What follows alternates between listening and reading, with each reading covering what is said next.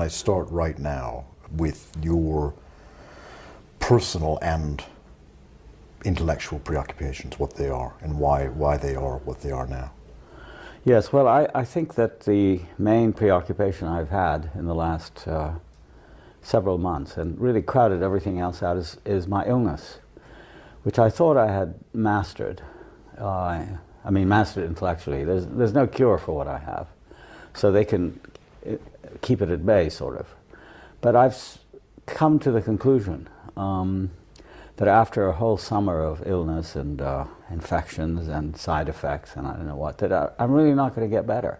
And I've lived my whole life with the idea that if you had determination and will and put yourself to it, you could get over it. But I can't, and it's just it's very, very discouraging for me, and has made it impossible for me to concentrate on almost anything else. Is it taking an emotional toll? Yes, I mean, it takes all kinds of tolls. The main one is that I just feel that I don't have a center that isn't somehow tied up with this disease, plus the fact that it takes a lot of time. You know, in New York, which is where I live, I mean, you know, my doctor is out on Long Island, so it's an hour's drive, sometimes an hour and a half drive each way to go just to get a blood test or to see him. And then if treatment is thrown in, which I seem to have all the time, then days go by. And then the effects of the treatment wear you out. And then, of course, in the hospital and when you're not well, it's very, very hard to do anything else. I've tried my hardest, and I'm very strong about these things. The reading is almost impossible. I lost my ability to listen to music, which has really been crucial to my whole life. I stopped playing the piano about 8 months ago because it takes too much out of me. And I think the worst thing is that the absence of energy is so dramatic that by the end of the day, by which I mean, say, 4 o'clock, I'm completely drained. I haven't got any energy to read or think or do anything. I can sometimes give a lecture, you know, to bring myself up to that, or teach a class, but that's all I can do. And then after that, it's just it's all wasted time. So it's very difficult and depressing in for me, in an unusual way. It makes me think of two things. One, that you've already packed so much into your life, musically, academically, intellectually, politically. Mm-hmm. It's a good thing you haven't wasted any of your time before now. So in a way, mm-hmm. the rest may be a welcome thing for your I don't feel it that way at all. I don't feel it as rest. I mean, things I still want to do, and I still, you know, buy books that I don't read with every intention of doing, take on projects, you know, to travel or write or plan, which I can't do. And I find it very difficult to turn myself off. So looking back over my life, it doesn't seem that way to me. In other words, it doesn't feel as if I've done that much, because there's still so much more. Yeah, still what I want to do. There's so much more to do, and I still have this kind of ridiculous thing, which I got from my father, I guess, who's been a great both positive and negative influence on me. You know, that you've got to keep going and not look back at what you've done, because if you do that, then you sort of start to vegetate, and there's a kind of moral business about not doing anything. So the idea of relaxation and resting, which is what my doctor keeps talking to me about, I just completely refuse. It's not. It's a visceral, almost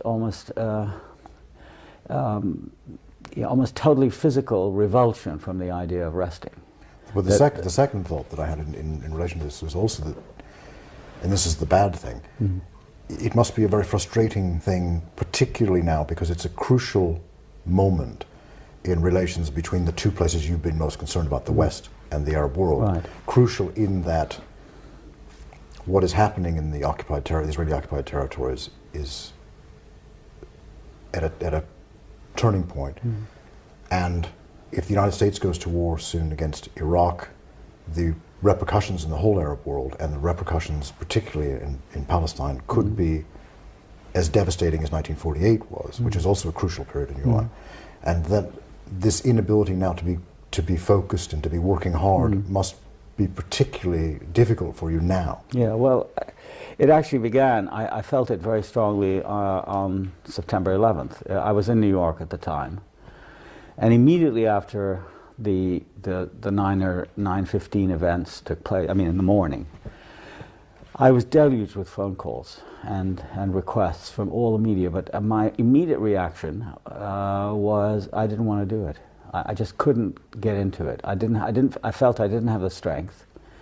I felt also that most of them were interested in talking to me because I represented, quote unquote, the other view, the terrorist view, and I didn't want to be slotted into that. And in the past, I mean, for example, during the first Intifada of the late 80s, it was a position I welcomed, you know, because there was an opportunity to sort of clear a space away. I always feel alone. I don't feel there's any, I'm not, in America at least, I really haven't been part of organizations. But you know, I had friends who were very important to me, who have since died, like Iqbal Ahmad, like Ibrahim Abul Lughad, who died in the last couple of years. But I felt on September 11th that I just couldn't do it. And so I just turned it all down. And then I decided that I wouldn't write for the American media. I just couldn't do that either. The Times, New York Times, rang me up several times, and I didn't want to give them anything. So I concentrated on doing stuff for the Arabic press and for the English press that could, I mean, in the Arab world. So that wasn't fatigue that made you not want to? It was partly fatigue. I mean, I had an exhausting time of treatment at just around that period, and I knew that I didn't have the staying power. I didn't have the friends and supporters that I once had, who were intimate with me, and we were all part of a movement. And I had become so frustrated with the situation in Palestine. I had just been there. I had been there in late May, early June, so 3 months later. And I saw the frustration and the helplessness and the fact, as Ibrahim Abul Lughad always used to say, we have no power. I mean, you know, you could say that you have moral power, cultural power, all that sort of thing, but you don't have tanks. And with, you know, the invasions of the West Bank beginning to occur more and more regularly, there was very little that I felt I could do. So I just decided to concentrate on the writing and not do any interviews, and I didn't. So there was a general sense of curtailment and, you know, shutting down. But during the course of the year, since 9/11, I've been quite closely in touch with people on the friends on the West Bank, Palestinians, some Americans in America, where I felt there was some chance of some cooperation and so on and so forth on these two issues, or two worlds that I've lived in all of my life. That hasn't worked out. I mean, you know, it's quite disappointing that friends who formerly had been, you know, in the forefront now suddenly discovered that they were really, you know, American imperialists after all, and had turned themselves into basically mouthpieces of the status quo. So that was a blow, and I've really been sustained by the response I get, you know, from people who read me and write back. And I know that my writing is still in demand, and so that's what I can do. But do you feel more powerless then, both physically and absolutely, politically? very much so. But I haven't given up. I mean, every time I've told friends that when for example, this past summer, I was out for 4 months, and I was just desperately sick the whole time. And the one thing that kept me going is I'd flash a picture of Sharon in my mind, and I'd get up again. I'd be angry. Like and you know, re-energized for a bit, you know. But now you say you're thinking of your father now, and what I can only assume was the Protestant ethic, and you don't like to look back. You have written a memoir, and you have looked back. Why did you write the memoir? Well, the memoir was really two things that came together in the early 90s. One was the death of my mother, and what I felt was the last link to the worlds I had grown up in, you know. But you know, Egypt had been changed completely after I left in '51 to go to America. I grew up in King Farouk's Egypt. Palestine, of course, had disappeared in 1948. Lebanon which was where we spent summers and where my mother had family because she was half Lebanese, was consumed by the Civil War, and what was restored to normalcy, such as it is, I thought was rather grotesque in the case of Lebanon. So there was the idea of recovering these lost worlds, which my mother's death had symbolized. And the other thing was my illness. When I got my diagnosis in the fall of '91, I was devastated. I thought, you know, it really was the end of my life as I had known it, and it is. You know, the shameful thing is that it's gone on so long. You know, most people, when they have a disease like leukemia, I think, either die or they recover, and I've done neither one nor the other. So it's been this long kind of imprisonment. I also thought it would be the memoir would be a good way of clarifying my own ideas about principally my parents, I would have thought, my father especially, who had really been very harsh with me. And I think the change occurred I indicate it lightly in the book, but it occurred during the summer of 1942, which was a period of the German advance into Egypt, into the Western Desert. And he arrived home one day and said that we should immediately leave. He was an American. We were basically unprotected in Egypt. We were foreigners at a time when America really didn't count for very much. And so we decided he decided that we should go to Palestine, back there. So we did, and for the rest of the year, must have been in the early spring, for the rest of the year, we spent time in Jerusalem, and then he rented a house for us in Ramallah in the summer of '42, and he became extremely depressed and had a nervous breakdown, about which I really don't know the reasons, but he became very withdrawn. And I had remembered him earlier as a much more jolly and warm person. And after '42, he became not only withdrawn, but also quite distant and cold, at least You were for 7 me. years old. I was 7 years old at the time. And that really changed. He became very much a taskmaster, and I felt that he had laid a kind of discipline across my life, which I was never really able to shake. And writing about it in the book, I wasn't able to shake it either. I mean, I just really... Was he there? It was there, right, and just stayed there. But it sustained me during the course of the early years of my illness, which were quite difficult because I got a lot of infections and so on. And so the idea of writing one, steady work was quite important for me. That's what I miss right now. I don't seem to have that. In the book where you seem to me to be baring your soul and saying a lot of things that people might like to keep to themselves. Because perhaps I should have kept it. No, I'm not saying that. Because that's what makes it an interesting memoir. But in the writing of it, did you make connections that you hadn't made before because you hadn't had time to think about it before? Yeah, many of them. For example? Well, I mean, for example, the awareness of my family, which I had never really thought about. I mean, it was really also marrying my wife, whom I met and married in 1970. We got married at the end of the year.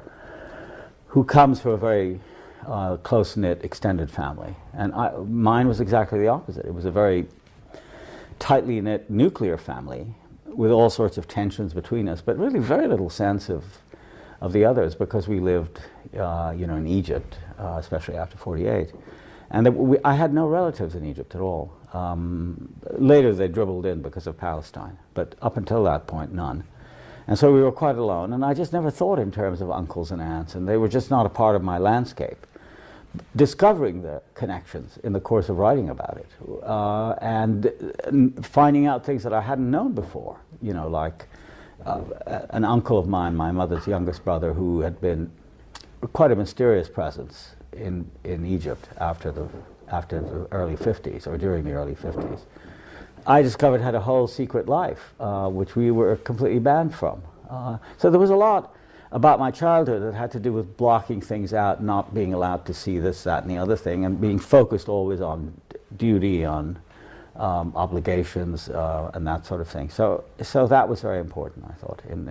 But did you in the make memoir. connections as well between that childhood and that upbringing, born in 1935 in British-controlled Palestine, with Zionist settlers slowly driving you out? Yeah, because my upbringing was extremely apolitical. And I found myself, quite interestingly, in the book, drawing a great deal of attention to my education. Of course, I had spent my whole life in education, being educated, and then educating, which is what I've done for the last 40 years, been a teacher.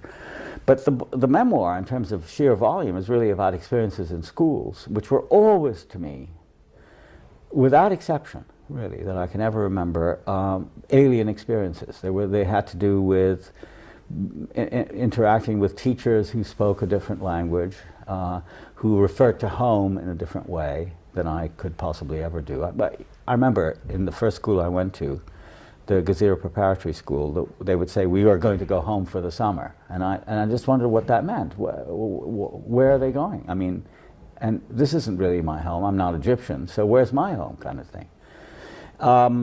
There was that sense of education as somehow alien, something to be resisted, which is what I felt for most of the time. But later on, then I understood that education was also what you could get out of it, despite that sense of alienation, if you could do it, and you had to do it on your own. So it was the discovery of a kind of self-reliance, I think, which was very, very difficult to plot, because it would appear at times, and then most of the rest of the time I was very compliant. There was a great deal attached to delinquency when I was, punished. The severity of my early childhood was what struck me, and going back over it, I made the discovery that it wasn't a happy childhood. It was really quite unhappy in a way. Reminded me very much of Pip in The Great Expectations, being brought up by hand in the bad sense of that phrase.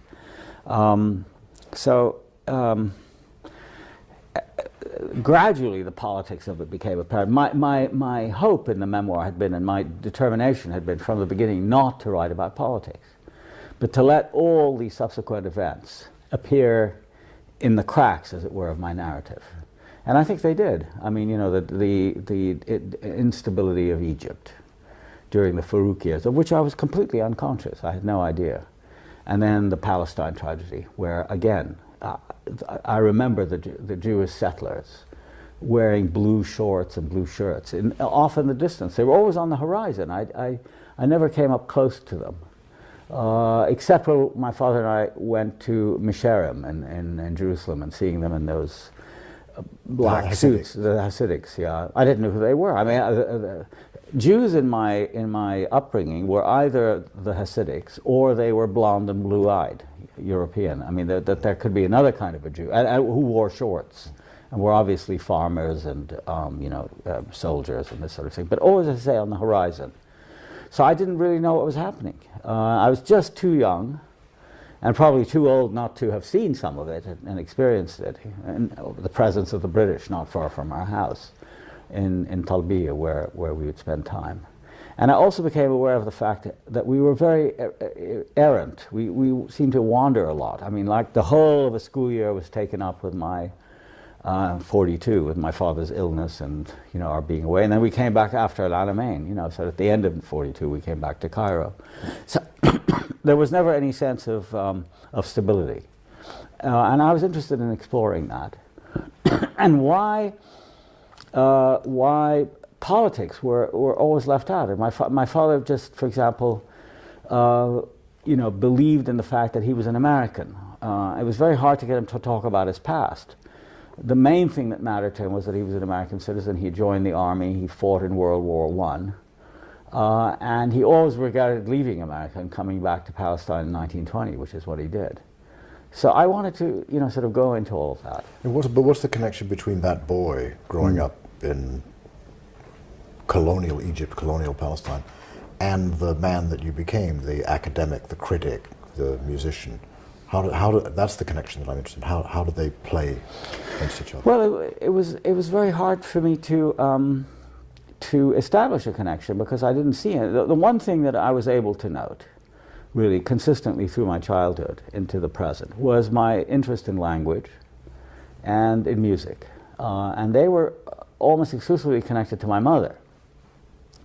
I had a certain gift, you know, for self-expression, for articulation, you know, which was nurtured by my reading habits, which were omnivorous, and you know, don't forget, I grew up without television. Movies were banned, except for once a week, usually a children's movie. You did write in your book that you did like going to movies. You particularly liked John Hall and other escapist, yeah, those films, Tarzan films. Yeah, Tarzan films. Interesting, they were almost all colonial. Yeah, well, of course, of course. And I always identified with the colonialists, not with the... you know, Fanon talks about that. He said when he saw the Tarzan films in Martinique, he identified with Tarzan, not with the blacks he was always destroying and, you know, screaming at and throwing knives at. But when he went to Paris and saw a Tarzan movie, he identified with the blacks. But of course, I was there, I was in the colonies, I identified with a white man.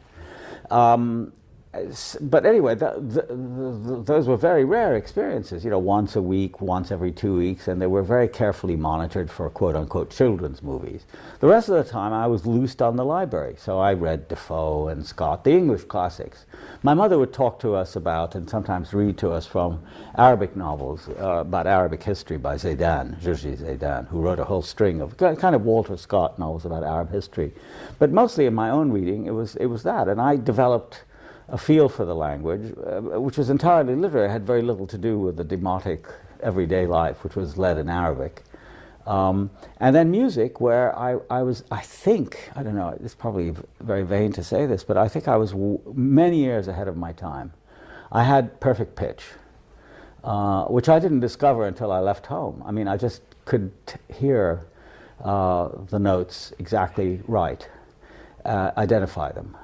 I had a perfect memory. I could remember a piece from the moment I heard it. My mother used to say, for example, that at the age of 1.5, or even maybe 2, I had memorized 40 or 50 folk songs and nursery rhymes. And when my cousin, who played the harmonica, would play one of them and make a mistake on purpose, I would start to cry and remonstrate against that. And then, of course, we had some records. I didn't go to many concerts. There weren't that many. It was thought of as not for children. But I recognized that they really meant more to me than anything else, listening to the music. It was all classical music? All, yeah, any I Arabic never, music? no. Arabic music was exclusively, as I recall, connected with family events. 1 or 2 of my uncles, you know, very rare. We didn't have that many family events, but if we did in, say, Palestine or in Lebanon, never in Egypt, one of my uncles would play the oud and they would all would sing together, but it was like Greek to me. I never learned the words. And the one time I had a big exposure to Arabic music, and I was 9 at the time. We went to hear Kulthum, and I was revolted by it. It just struck me as horrible. First of all, it began way too late for my age.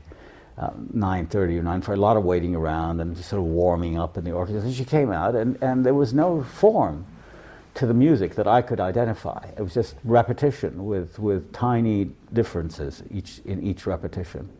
And it was all slow, and it was all sort of mournful. And it contrasted terribly with the Western music, you know, Mozart and Beethoven and Mendelssohn, and that I loved and could sometimes say. I had very good teachers, in the sense that they were musical and encouraged me, but I think in many ways I was ahead of them because I knew more about music. So the piano was always a problem because I didn't have the digital capacity that matched my ear or my memory. In the memoir you write that from a very young age you had particular taste. You didn't like Verdi, you did like Rossini. Mm. How was this at that age you knew already? Partly because we went to the opera a lot. They had a season in Cairo, identified in French as a saison lyrique italienne. So it was this group of people from Rome and from Naples, the San Carlo Opera Company, who would come every year and put on a repertory of the standard works. Very rarely did they put on Rossini. But the first time I heard The Barber of Seville, I can see it as if it was right in front of me now. Tito Gobbi, one of the great baritones of all time. He was famous for Scarpia in Tosca, sang the Barber, and I was overwhelmed. I just thought it was so brilliant, and there was some magic in the interaction of words and music. I didn't know Italian very well, although I set out to learn the words of the opera as a result of hearing it.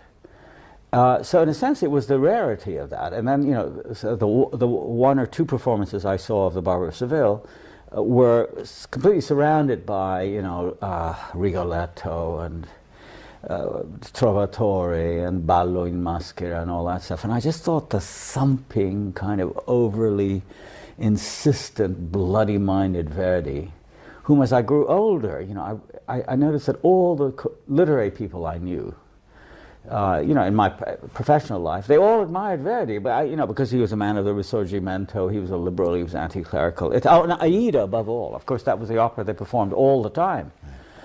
I came to hate it because it was so. It was like everything was italicized in Verdi, you know, and Rossini was just this extraordinary complexity of rhythm and melody with you know, with wonderful patter.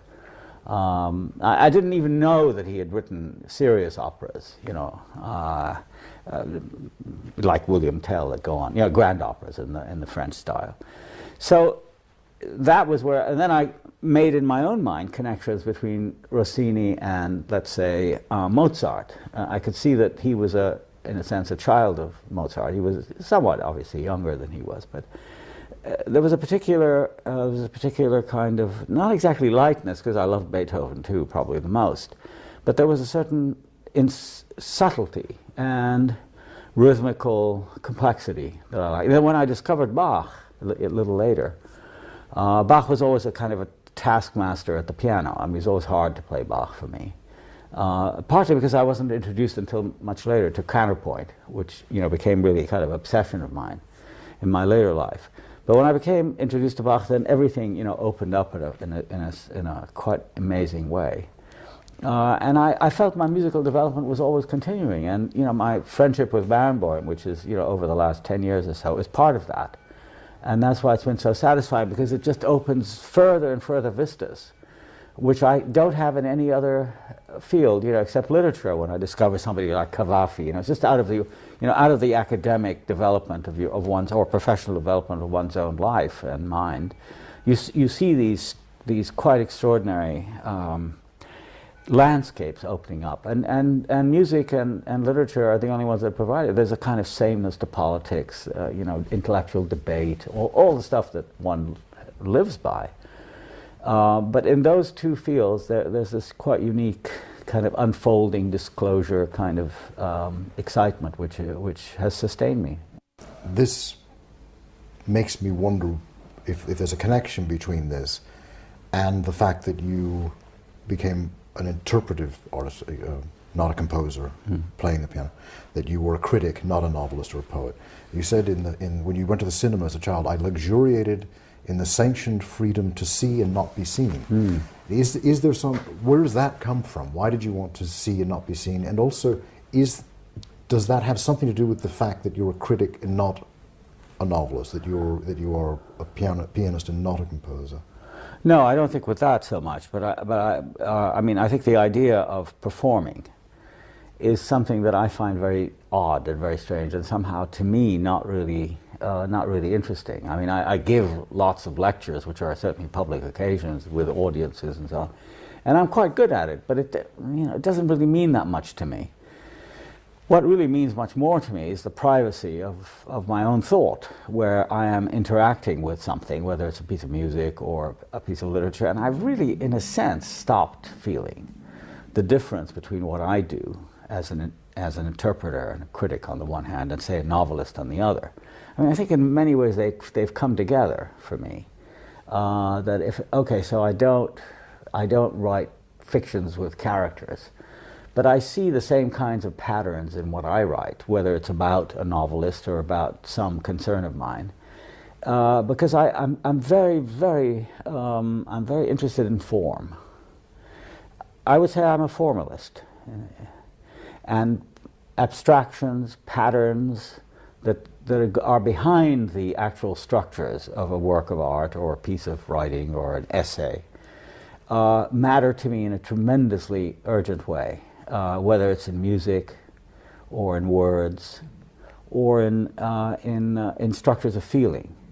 And it seems to me my whole sort of life pursuit is to try to give those different expression using different media, whether it's words or music in a different way, or trying to find not exactly equivalents, but trying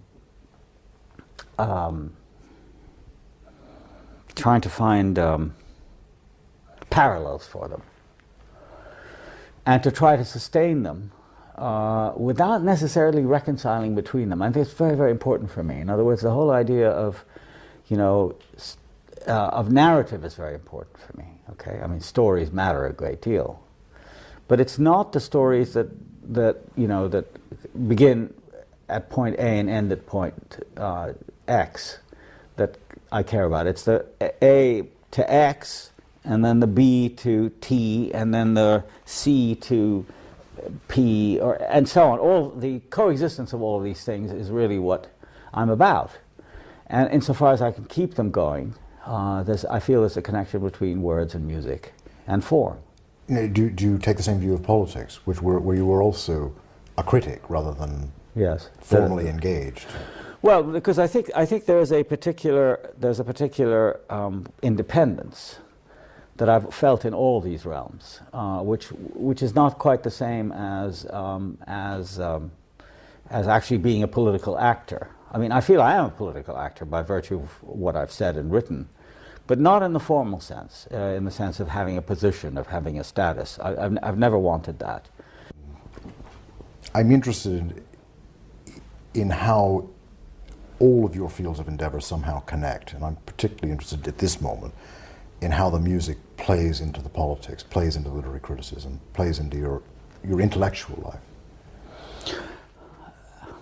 Well, it does in some way, but I'm not sure that I can articulate it, except that there are certain recurrent sort of motifs that I guess you could call musical. One is the notion of parallel lines, that is basically counterpoint, operating together without the necessity of being reconciled at any one moment. I mean, they could be quite antagonistic with each other.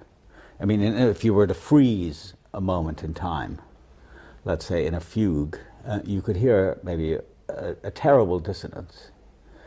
But that doesn't matter, because what matters really is the flow and the flow together and the interweaving of lines or voices, if you prefer, because the voice is the basic unit.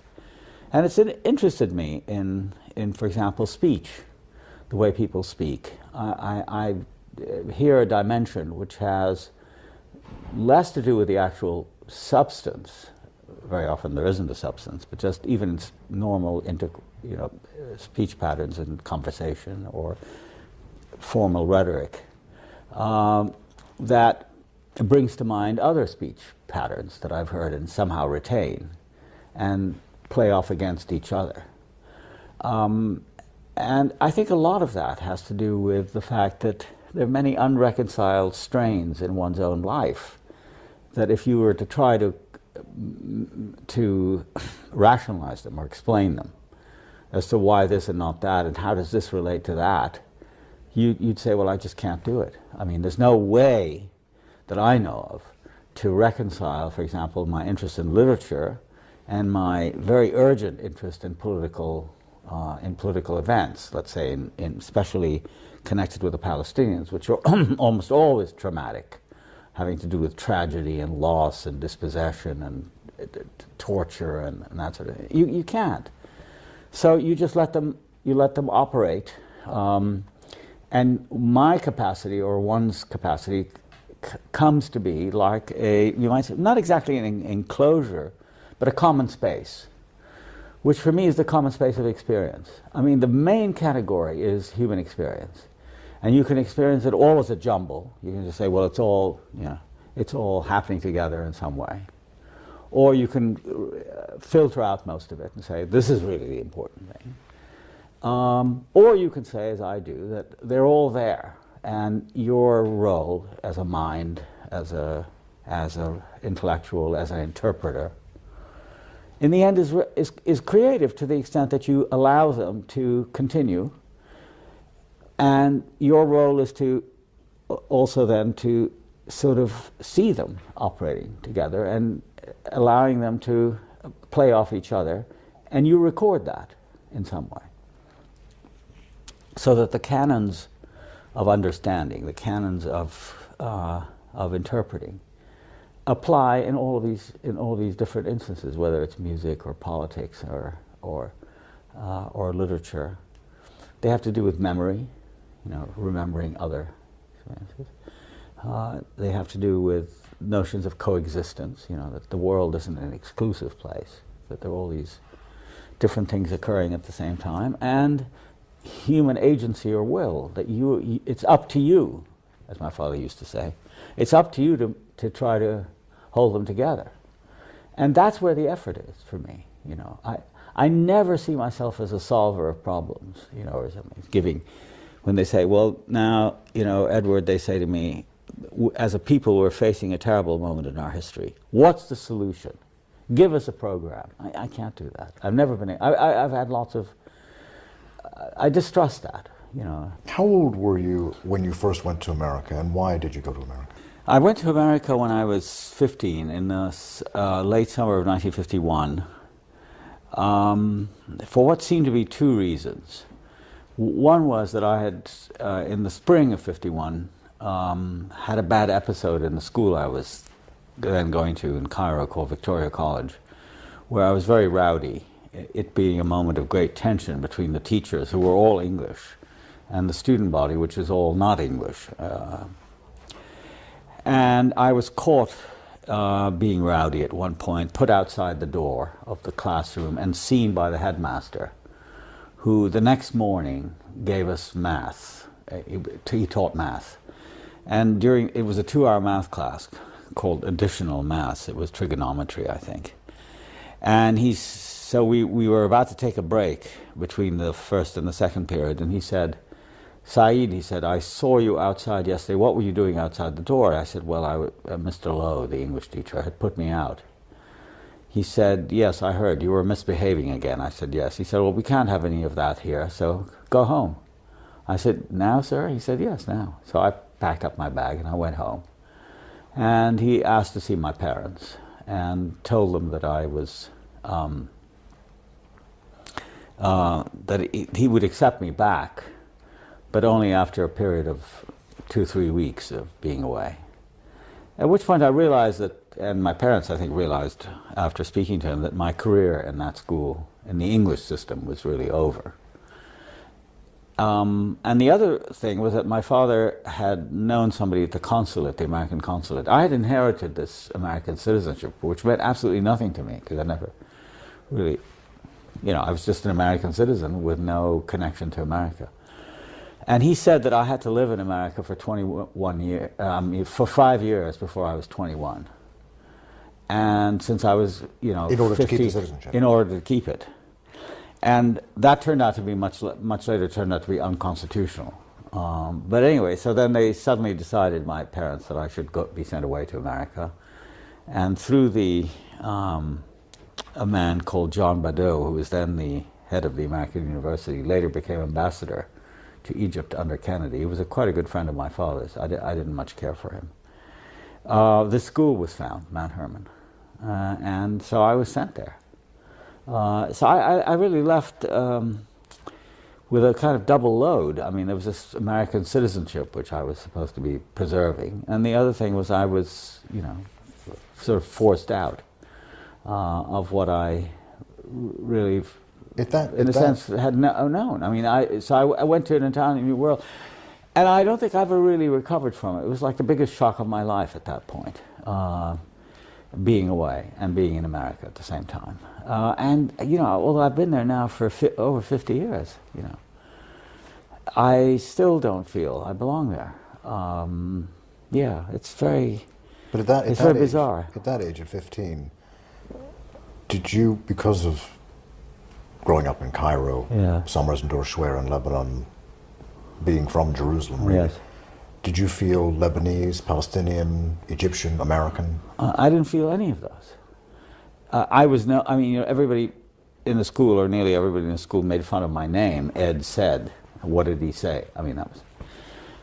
This is in America. In America, yeah, of course. In Egypt, I was. It was a completely mongrelized atmosphere. The school I was in, with Armenians, Greeks, Saudi Arabians, Jordanians. King Hussein was there.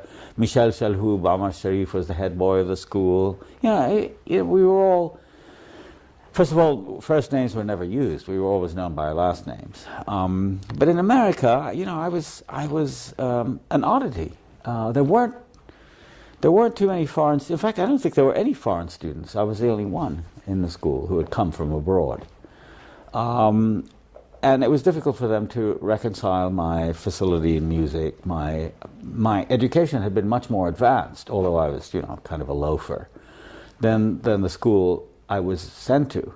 And in fact, I was kept back a year because I was too young.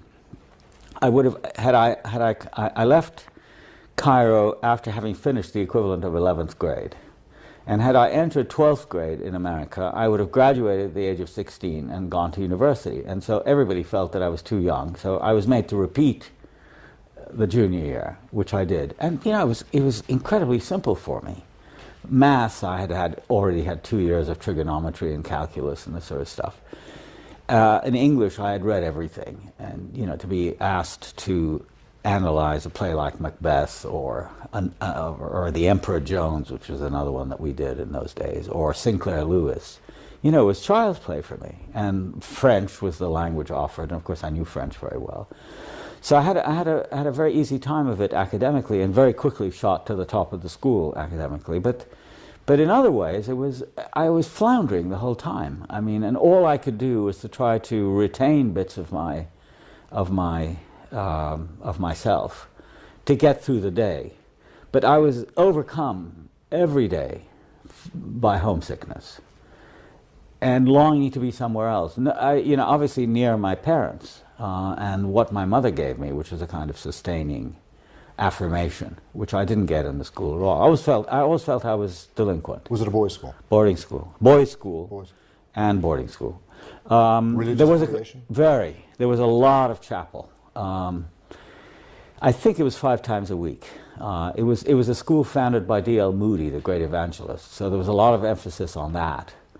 And I completely resisted it. I went through unscathed. I was clever at it. Everybody had to write a paper on D.L. Moody once in the junior year, so I wrote one. And I don't remember what I wrote. I just wrote nonsense, but it was, I got an A or something. But that whole aspect of it, I had, of course, been very carefully brought up in the Anglican faith. And then I also, because of my mother's background, which was Presbyterian and Baptist, so I'd had that too. And so I went on Sundays. They were hell. It was 4 times a day of church in Arabic and in English. And it's there too. I didn't retain any of the substance. I just remembered the forms and the words, which I liked, for their own sake, not for what they meant, for the sound and so on. Anyway, back to Mount Hermon. So I couldn't wait to get out. The problem was in vacations, which were quite long, Christmas and Easter, I had no place to go. I had some relatives in New York of, cousins of mine. But they were really equipped to have me, but they did. It was too far to go back to Egypt, except in the summer, because it takes 3 days to come. I went to America originally in 51 by boat, but flying in 52 took 3 days to get to Cairo. So it was something you could only do once a year. Luckily, my parents could afford it. So I'd go back, and I'd spend all the time dreading when I'd have to return, which I did, of course. And what I developed was a kind of, on the surface at least, a kind of hardened, I don't know what the word in English is, habile in French, a sort of semi-professional attitude to the things I had to do.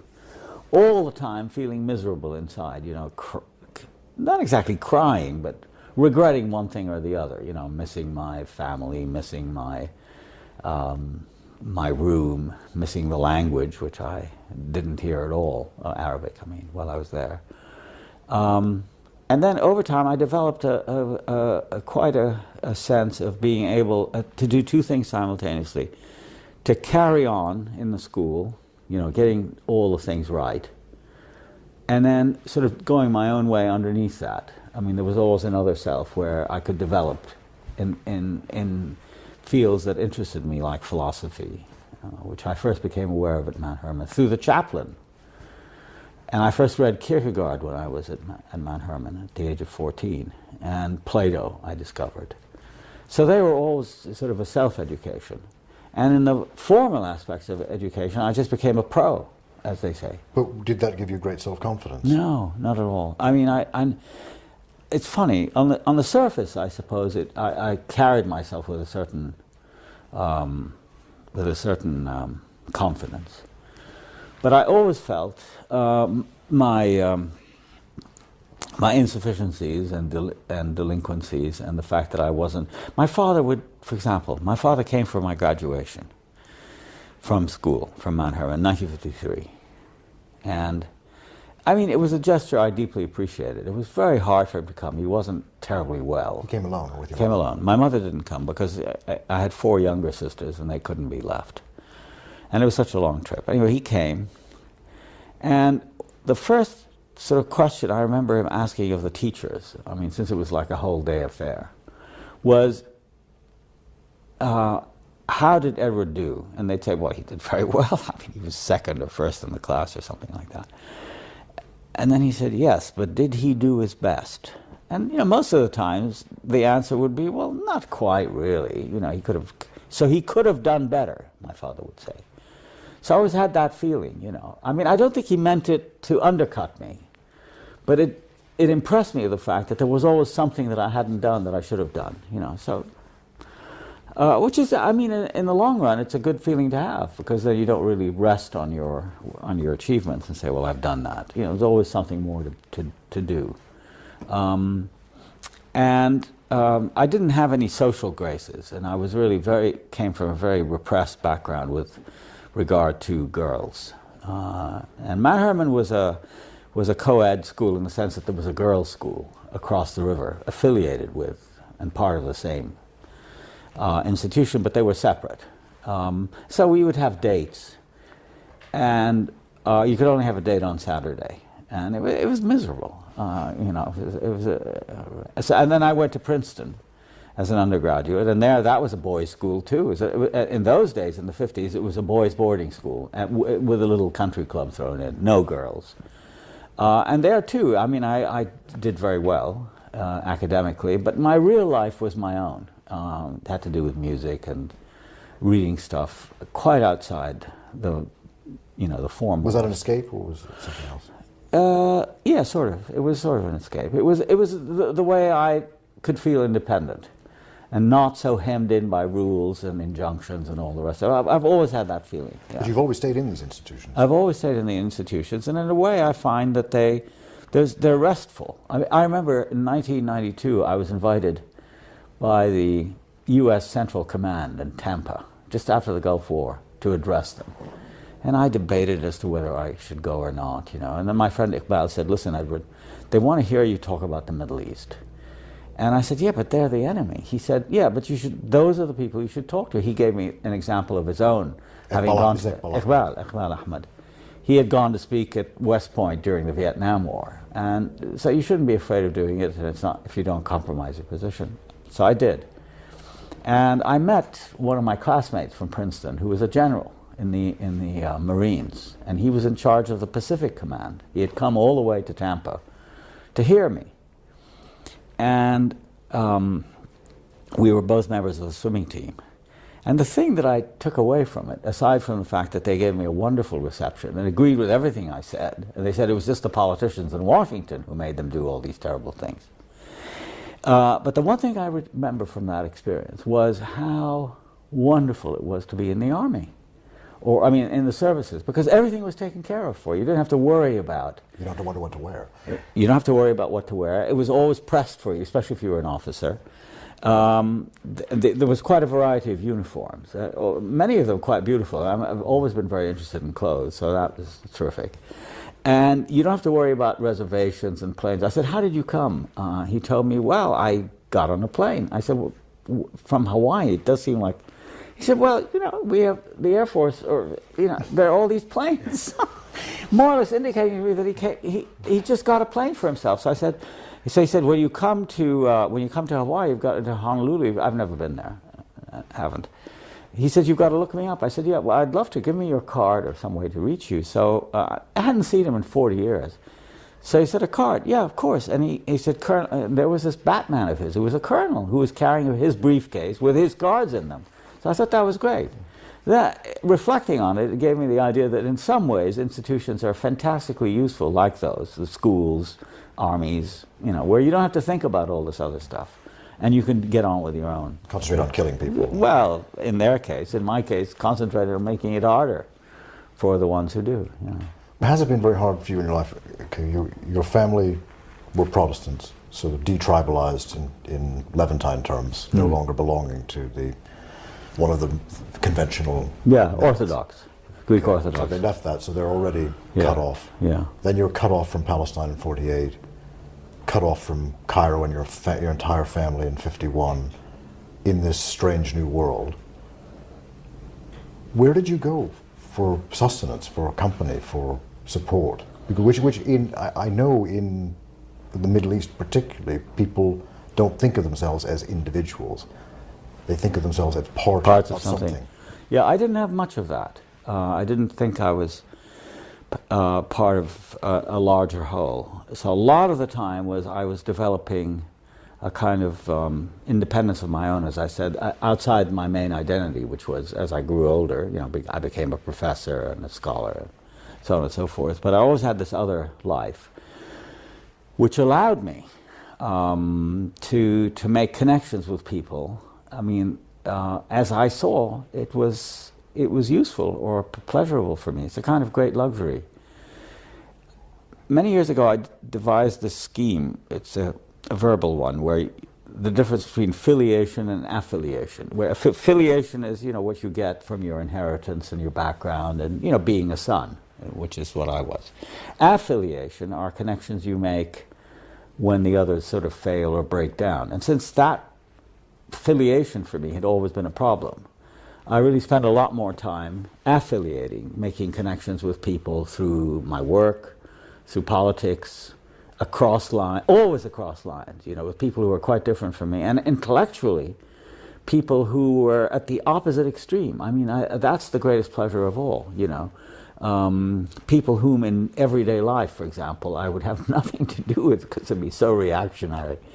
But you know, to get from them or to somehow connect with them in ways that were sort of against the grain, that's been the greatest thing. And who would you think of in this regard? Well, I mean, the close friends I've had, you know, who have been so different from me. Well, like Iqbal Ahmed, who's an Indian from Bihar who became a Pakistani, came from a very devout Muslim background. Who was a kind of wandering revolutionary. And here was I, you know, deeply embedded in the institutional life of the university. He never was. And, you know, we had these strange connections with each other through Palestine, through the Third World, where we both became known. He was a great orator. And he was so itinerant. You know, wherever he went, he would do interviews. He had connections with people. In my case, it was always my writing that preceded and gave me a kind of reputation. But we had this very close bond that was deeply unlikely if you look at me in terms of my background and where I came from. I mean, you know, Iqbal then became a friend of my mother. I mean, you know, he would come to our house. But it was a very unlikely thing that would never have occurred in my childhood. Then, intellectually, you know, one of the great influences on me was an Italian philosopher that I read when I was about 20, called Vico, who was an 18th century Neapolitan, who was a professor of Latin eloquence. I think the single most powerful intellectual influence on my life has been Vico, Giambattista Vico, and there's nothing that we have in common. I mean, he was a devout, Christian Latin scholar, you know, very choleric, seemed like a very unpleasant man. A lot of the people I've admired in terms of writing are deeply unpleasant. Conrad, you know, who is the great figure of my sort of imaginative life was a Pole who learnt French first after he left Poland as a 17 or 18-year-old, and then worked in the French merchant navy, and then became an English sailor, and became got his master's certificate as a captain when he was close to 30, and then became an English novelist. Also a deeply unpleasant man from all accounts that we have of him, but his work has haunted me. So those kinds of connections are the ones that really interest me, not the ones with people who are like me, who come from similar backgrounds. But as I grow older, I realize that there aren't any people who are like me in a way. That there's a kind of, as the English poet Gerard Manley Hopkins said, there's a wonderful line which has meant a lot to me. All things counter, original, spare.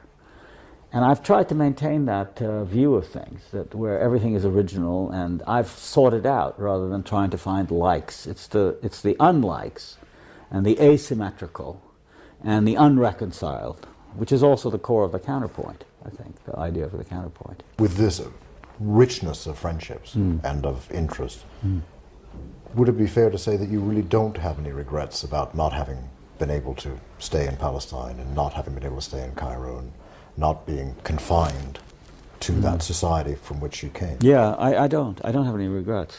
I mean, because I don't know what it means. I mean, it's strange. I mean, my most intimate relationships now are with my family, my immediate family, my wife, who changed my life when I got married to her in 1970, because it was a reestablishment of contact with the Arab world. And of course my own children. But for the rest, it's been very itinerant, and I've had the best of it, I think. I feel very lucky that way and pleased. But the rest, which is, as I say, I don't own a house. I don't own a car. I don't have much property, except portable property. I mean, I like clothes. I like pens. I like pipes. Small things. I don't own any art. I've got thousands of books, but I don't. Then they coexist in no particular order, but they exist in my head. I mean, I can call up my assistant when I'm ill and tell her I want the book, and she say, "Where is it?" So I tell her it's on the 4th shelf, 6th from the. I can remember. I have kind of photographic memory for something. But so I don't have a summer house. Do you? I don't miss any of that. Well, do you have the key to your house in Palestine? No, I don't. Did your In family keep it? fact, when I don't even know. That story I heard, only in the last 25 or 30 years about people keeping their houses. But when I first went back to Palestine in 1992, it was interesting because the house that I was born in and that was my family's, I grew up thinking it was my, was really owned by my aunt, she was the sister of my father, and she was married to her cousin, who was my father's cousin. And it was a large house. I didn't really know who owned it. I mean, I assumed it was our house, But then I called up my cousin, Yusuf, who lives in Toronto, who's now in his middle 80s. I'm still quite close to him. And I told him, Yusuf, how am I going to find the house? Because in those days, there were no street names, as there still aren't in places like Beirut, for example. So he said, I'll draw you a map. So he drew me a map. And then I said, listen, could you send me the title deed of the house, so at least I'll have something and challenge the, sort of Israelis who were living in it. And he sent me a photocopy of a deed in Arabic, the Kushan as it's called. And it was very hard to find the house because the whole neighborhood had changed tremendously. This is Talbiya. In Talbiya, yeah. It was quite sparsely inhabited when I was there and when I left for the last time in 1947. But now it had become a very fashionable part of West Jerusalem. I finally found it because of his map, not because of the title deed, which didn't have my name on it. It had all my cousins and my aunt and all that on the thing. But anyway, when we got there, it was that's the great irony about going back. It wasn't somebody else's house. I mean, I was ready to confront, as in the Hassan Kanafani book, you confront the people, the family who lives in the place of your family. Become an office. An office of what? It was called the International Christian Embassy, a fundamentalist, extreme right-wing, Zionist, Christian organization, run by a South African, married to a Syrian. You know, it became an office. And there was a thing, I took a picture of it, of the little sign outside the house, International Office Hours, such and so. And my daughter was saying, "Daddy, don't you want to go in and see?" I was pointing to the room I was born in, because you could see it from the street. This house was completely unchanged. I remember the pine tree, and there was an orange tree in the garden where my sisters and I used to play, and my cousins. And I just couldn't go in. I didn't want to go in. I mean, what would it be like to go into a house that had become an office? So I realized that going back, really, there's not much. And before the Christian Embassy, Martin Buber had lived in that house? No, he had lived, no, it's complicated. He had, yeah, well before, but he had lived before 1948. It was during the period when my aunt and her family were in Egypt, where her husband had a brain tumor, which they thought at the time could be cured by salts, and they lived in Helwan, 3940, and sublet the house to Buber. And then when they came back, he wouldn't leave, so they took him to court. In the meantime, my uncle had died, and my cousin Yusuf was in charge of the court case, and they won the case. And Buber was forced to leave, but he asked my cousin if he could stay out another year or something like that, academic year. He was teaching at the Hebrew University, so they came to an amicable agreement. And then from then on, they lived in it till 48, for those last 8 years. Okay. Why is it, do you suppose, that so many Palestinian men cannot go back into their old houses when they were first allowed to after 1967? Those refugees who were in the West Bank, often their wives or daughters would go into the house, but the men wouldn't. And subsequently, after Oslo and so on, when other people came back, again the problem: men overwhelmingly could go and look at the house, but as in your case, just couldn't go in. Well, the first answer that comes to mind is shame of some sort. I don't know, and embarrassment, but.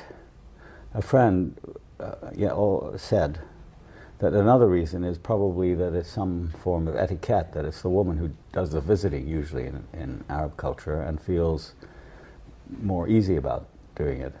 I think it's a form of myself, sort of male cowardice, you know, because it has to do with who lost the house. And there's certainly a responsibility that's felt by the man who left. But it's a man's duty to stay in his house. What? It's a man's duty to protect his family. Or at least not to leave, yeah. I mean, I think that's been the most unsettling question of all for me, looking back over the events of that time, is why did so many of them leave? My cousin, for example, who is in his mid-80s now and was the last member of my family to leave that house, I've talked to him about it many, many times. And, there isn't really a satisfactory answer as to why he just didn't stay. He said there were agreements to do X and Y and Z which were not followed. So he saw others, leaving. That was one. There was no organization. And there was no protection. I mean, he was basically unarmed. And especially in that district, which was not very crowded. I mean, there weren't lots of houses around there. It was just basically the Said house, and then there was sort of empty spaces around. He felt isolated and vulnerable. And the other thing, of course, is that one of the first things they did is, when they could, they sent the wife and the family away first, just to make sure they were in safety, and they stayed as long as they could. So I think there's a combination of shame and perhaps guilt, embarrassment. Didn't the massacre at Deir Yassin play a role in that as well, as an example? In some instances, yeah. It's an interesting point. I remember my aunt, his mother, Nabiha, my father's sister, speaking about Deir Yassin, but she left before. And they lived together in that house in Talbiya, where I was born. But I remember her talking about it in Cairo, along with her daughter, Evelyn. So I don't really know anybody that I can think of right now who actually was directly affected by Deir Yassin, the fear. But there were other events of that sort, other massacres that are only now becoming uncovered. People talk about them. But at the time, I think it was a general atmosphere of helplessness and panic, basically. Now I want to go back to your work and to your first books. In Orientalism, when you wrote it, what were you trying to achieve first? And second, what was the reaction that you got? Well, my whole interest in Orientalism really began, I would have thought, around the time of the October 1973 war, when, for the first time in my history, at least of being aware, there was some Arab military success. 67 was a devastating year for me because everything I'd grown up with, although I was in America by that time, I was alone. The rest of my family was in the Middle East. But everything I had intellectually and politically grown up with, namely Abdel Nasser, perhaps because of the distance from it, had a certain prestige in my mind about it. This was Arab nationalism and so on. And it all crumbled very quickly.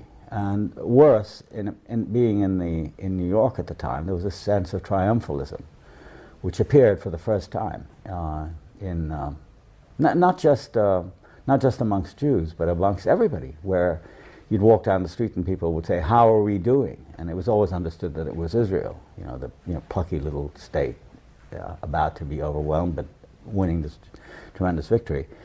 So there began to grow up in those years or after 67 a kind of library of cliches about Arabs, that they're cowardly, and I remember, for example, my own class of 57 at Princeton. I mentioned this in Orientalism. At the 10th reunion in 67, which occurred just after the war, there was to have been a costume in which we all were supposed to wear Arab costume. And it was changed. And you could wear Arab costume, you're supposed to go barefoot and put your hands up like that. So the Arabs had become representation of defeat and submission and incompetence and so on and so forth. And then with the onset of the 73 war, what I found interesting, and I gave a talk, I remember the first time, at the University of Michigan in the winter of 74, was exactly on this explosion of myths that suddenly, the Arabs were seen as being able to cross the canal, the Egyptians, the Syrians made it back onto the Golan Heights momentarily. And then I started to see the sort of battle for representation, which was very interesting to me, outside the Arab world. And it had very little to do with experiences, the actual lived experience, which is always my main theme, in the Arab world. And I started working on it in a kind of scholarly way, and I started tracing it back to the Middle Ages. And I found a whole library of stuff, mostly religious in the early days, but Dante, for example, where Muhammad is in the 7th or 8th circle of hell as a false prophet and so on. And I decided to write a short book about that. And I got very little interest from publishers, and I had just then gotten, in 1975, an agent. And he was able to sell it to a reputable academic press for $250, and I was, made to understand that I was very lucky. Then we spent the year in California, and I was completely free. I had a wonderful year at the Institute, or Center for Advanced Study at Stanford. And there I wrote this book, which grew in ways I hadn't foreseen. And then suddenly became something much more. It became the whole history of representation of the other. I think it was one of the first books to try to do that. And then by the time I finished it, when we came back to New York in the fall of 76, I met socially a prominent publisher who said he had heard about this and could he look at it, at which point I said, of course, and I gave it to him. It was nearly done, quite a large manuscript. And the next day he made an enormously large offer compared to the $250 I got, and so I sold it to him. And at first, the impact it had was, respectful, quite interestingly. I remember the great historian, teacher of a generation of historians at Cambridge, J.H. Plum, reviewed it in the New York Times. And, found it an interesting book and so on. He was slightly puzzled by it. There was that. But it took about a year, I would say, after that all the various people implicated in it, not just Arabs and Muslims, but also, Chinese and Indians especially, and then other Arabs and Africans and Latin Americans and women and, all the ones who had suffered from these representations that were part of the suppression. I mean, it wasn't just a scholarly thing, but also the way these cliches had been used to govern in the colonial state, really made the book very much a kind of hot item. Completely surprising me. I literally had no idea whatever that there would be such an audience for it, and that it would be translated so. What was the reaction, though, from the contemporary scholars that you criticized? Well, it was interesting. It was a generational thing. The young people, like my friend Bassem Musallam, who reviewed it for Merip, which in those days was a quite avant-garde Middle East sort of dissenting academy kind of thing. Don't forget, this was the tail end of the Vietnam War, and the whole question of scholarship, the role of scholarship in politics and the state was very much in the air, partly due to people like Howard Zinn and Chomsky and others. And so I felt myself to be in some way part of that, but I was really going into uncharted territory because of the subject matter. So the generational thing was quite immediately obvious, that the older people who really thought that the word Orientalism was a dignified word signifying Oriental studies and being an Orientalist, reacted with great vehemence. In some cases it took a while. I mean, Bernard Lewis, for example, took 4 years to respond to me. In the pages of the New York Review, they gave him 15,000 words to write a tremendous attack on me, which I responded to. So it was that. The older people were very hurt and upset by it. Not just the Middle Eastern ones, the scholars of India, and especially because I seemed to be touching on the fact that I was touching on it, but I wasn't insisting on it, that they were not of the people who were having the experiences, they were writing about them. And I implied in the book that the whole question of Orientalism had to do partly with who was the audience, who consumed these images, and it certainly wasn't the Orientals, but it was rather these Western scholars who wrote for themselves. Younger people, that was the most interesting thing. Even members of organizations that I had criticized in the book, like the Middle East Studies Association, MISA, within 10 years, my book had become like their manifesto. And there was a complete sort of revolutionizing of the profession amongst the young people, who then became extremely sensitive to the question of Orientalism in both positive and negative ways. I mean, the negative thing, there was a great deal, certainly in the Arab world, of simplifying, that people thought that I was really defending Islam. And therefore the Islamists used Orientalism, and the book, one of the two books that came after it, covering Islam. Whereas I have nothing to say about Islam in the book at all. I mean, there isn't really anything at all about it. And then others used it as an excuse for a kind of nativism, that only Orientals should write about themselves, which I say explicitly is not what I believe in, the insider-outsider argument. And then there was a whole question, which I think was perhaps the most damaging and serious misreading, which still goes on today, which is to suggest that I identify Orientalism with imperialism, tout court, in other words, that if you study another, you're automatically being an imperialist and a racist, which is, I don't say that. But there are instances of that. Well, of course, yeah, I mean, but I don't say that it's necessary to be of it in order to write about it. In fact, I say quite the opposite at the end. And I end with what I think are quite, interesting open questions about how does, in fact, one talk about the other without making use of these hobbles that are so difficult to dislodge. The pictures we have in our head of what other people are like, that we get from popular sources, in the case of Orientalism, with Islam, of course, there's a long religious background. But in the book, I trace it back to the Greeks. I mean, the Greeks always had their barbarians, and that, whole question of the other was one of the things I pioneered. It became a cliche to talk about the other, or othering. It became even a verb. And Orientalism, of course.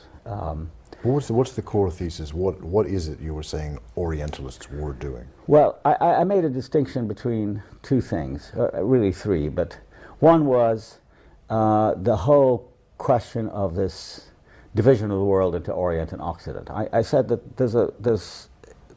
it's in a certain sense ahistorical. I was accused of that. And I say you can go back to the Greeks and find it there. Herodotus talks about it. And I call it an imaginary geography because I make the point there's no line on the map that says, from here on it becomes this or that. So, so that seems to have had a long-standing place in culture. By the end of the 9th century, the Orient becomes identified with Islam during the rise of Islam. So the first 400, 500, 600 years afterwards in Europe, writing about the Orient is polemical. Yes, there are people like Marco Polo and others who write about the Orient as a place of marvels, and the whole question of strange beings, Prester John, and there's a whole literature about that. But in addition to it, and gradually overwhelming it, R.W. Southern, the great medieval historian at Oxford, wrote a whole book about it. It's part of the Christian polemic against Islam. So, they represent the Orient as a place of apostasy, of various heresies, of challenges to Christianity, very defensive, because, there they were. They crossed into Spain in 711, and they remained there until the end of the 15th century. So that was something to write about. And the third phase, which was the one I concentrated the most on, was Orientalism as it became at the end of the 18th century because of Napoleon's invasion of Egypt in 1798. It becomes the formal study of the Orient, scientific. It's no longer a matter of images and fantasies and sort of wandering off into the wild blue, but actual trying to pin it down. And so Napoleon, the Napoleonic expedition to Egypt was deeply significant, in my opinion, because he was the first conqueror of Egypt. And in the preface to this Description de l'Égypte, the man who wrote the introduction, a man called Fourier, says, everybody wants to conquer Egypt. Caesar conquered it, Alexander, etc., etc. So it's natural that Napoleon, the great emperor of France, he hadn't become emperor yet, but wanted to go there.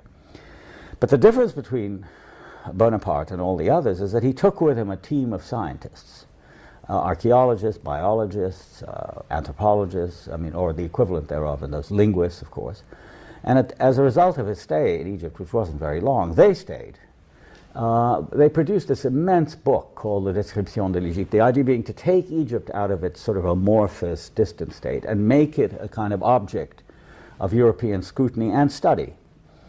And the first stages were basically linguistics. Champollion, who is associated with the Napoleonic expedition, his identification of the Rosetta Stone and ancient Egyptian, and then Paris became the center of Oriental learning.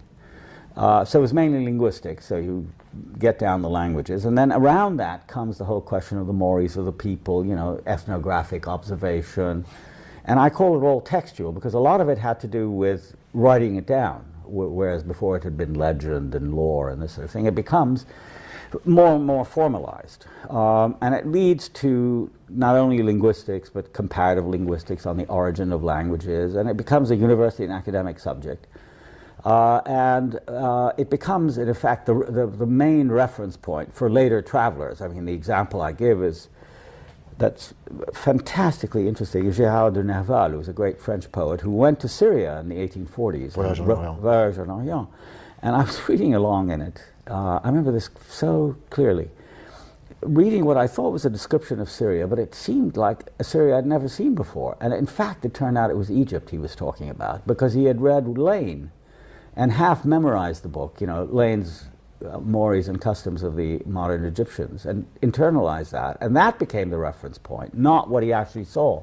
So even the evidence of the senses was pushed aside. And so there are Oriental study societies and, the character, the mind, the mentality, etc. And it seeped into all the great novelists of the time. Proust talks about Orientalism and the advent of that. And it gradually associates itself with imperial rule, so that somebody like Cromer, who had previously served before he became, proconsul in Egypt, had served in India.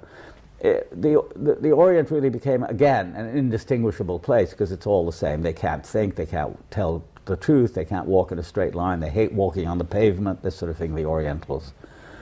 And then at the end, I talk about the United States, how after the dismantling of the classical empires, the British and the French mainly, The Americans take over, but of course there it's social sciences and it's much more abstract because there's no history of deep interaction and there isn't the adjacency, the physical adjacency, geographical adjacency between the Orient and the Occident. And then I talk about the need to liberate oneself from this. And of course here, this is where the book had a major impact, which was on, you know, on developing countries who were in the post-colonial phase. But people like Fanon meant a lot to me at that point.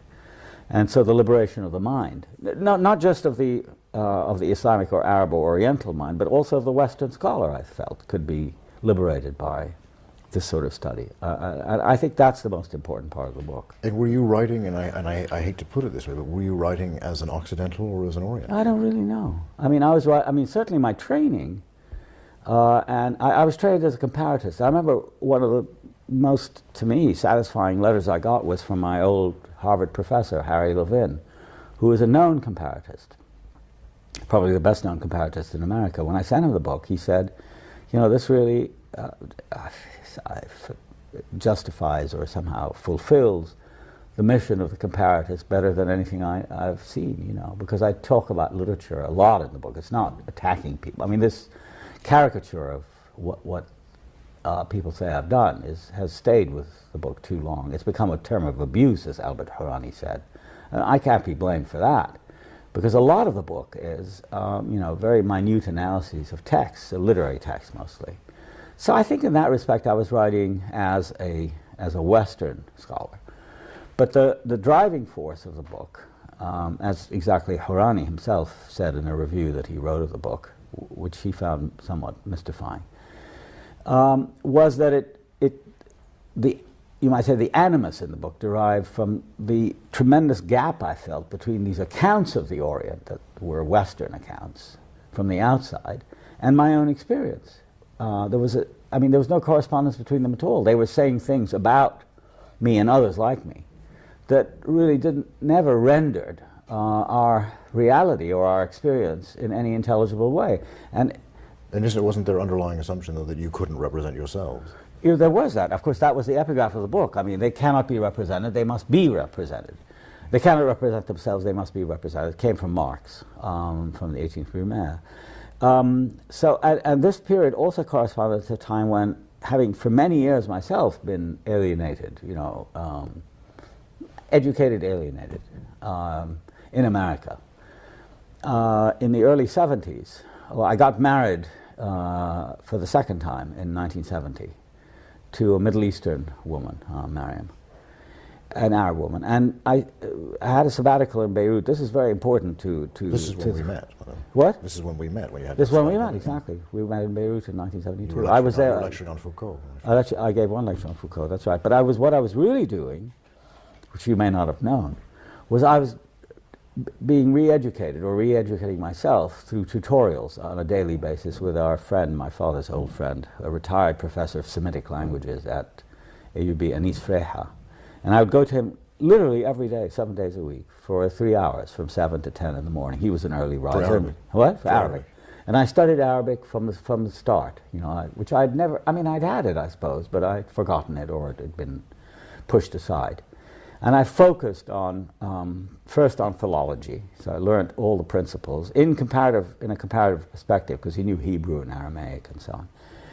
So we did that, and then after 3 months of that, we started reading texts. And one of the things that struck me is, of course, I had known nothing about them, was when we read Mahfouz, I read Al-Ghazali, I read Ibn Khaldun, I read all the great classics, Taha Hussein, etc., etc. I realized, you know, that even my own idea of what we were was so basically uninformed by the reality, which was much more complex and interesting, that was part of what went into the book. I said, well, how do these guys talk about this? And even the greatest of them, like H.A.R. Gibb, who was a professor at Harvard, a university professor when I was a student. I never met him or saw him, but I read his book on Arabic literature. I mean, it was, you know, an admirable book, but it treated the literature like it was written by dead people, you know, rather than the living expression of an actual, you know, human being, which is what so much of it was. Even the most classical, you know, like the poets of the Abbasid period and Ghazali and others. So that was very much at the back of Orientalism, although I didn't make any reference to it, except I was aware that one could talk about a tradition that lay outside the Western tradition with the same concerns, sort of existential human and humanistic concerns, and that was very important to me. But what was the connection you postulated between this scholarship, this Western scholarship about the Orient, and power? Well, the idea was that, going back to Napoleon, I mean, that if you wanted to, not just to go in and rampage if you were coming from the outside, but you wanted to go in and impose your own reality on these people by, to rule them. You had to know them. And then I remarked that all the great successful imperial adventures, well, not adventures, expeditions. I mean, of course, the next step was to look at the British in India, and then later the French in North Africa. After Napoleon's adventure was an adventure. It was short-lived. He was defeated by Nelson a few months after he arrived, and he left. But of course, the team of specialists stayed on to complete their work. It took them 4 or 5 years. But if you want to actually rule a country, you really have to do it by knowledge. You have to know the natives. And I noticed, for example, in the works of Kipling, his greatest book, perhaps his only good novel, Kim. I mean, it's the most satisfying thing he ever wrote. One of the main characters in the book is Colonel Creighton, who is, on the one hand, the chief of intelligence in India, but on the other hand is an anthropologist who's writing a survey of India. And that, the coincidence of knowledge and power, which is, of course, a theme developed by Foucault, had a very concrete embodiment in rule. And I felt that you couldn't really detach the circumstances of knowledge from the knowledge itself, that it was formed with the idea, in the case of, for example, Colonel Creighton of the British in India, there was always a dispute. I mean, do we rule the Indians according to their ways or according to ours? And Creighton and Kipling and others like them were the so-called Orientalists who said, no, we have to learn about them so as not to disturb their patterns of life too much, so they won't rise up against us. Let's keep them going. Then there were the others, especially the Americans later on, who, as we know, for example, from the Quiet American, the prescient novel by Graham Greene in the 50s, where the French leave after Vietnam. In Vietnam, right. And then the Americans come in with all these plans, a third way and all this sort of thing, in order to rule it, so they become more American. So in that context, you see also the association between knowledge and power. And of course, there was a big argument around my book as to whether there is any such thing as pure knowledge. I mean, why can't you, for example, read Sanskrit and just be enamored of the language and that's it? Well, I allow for that, of course. I mean, people do things because they want to do them. They don't only feel they have to do them.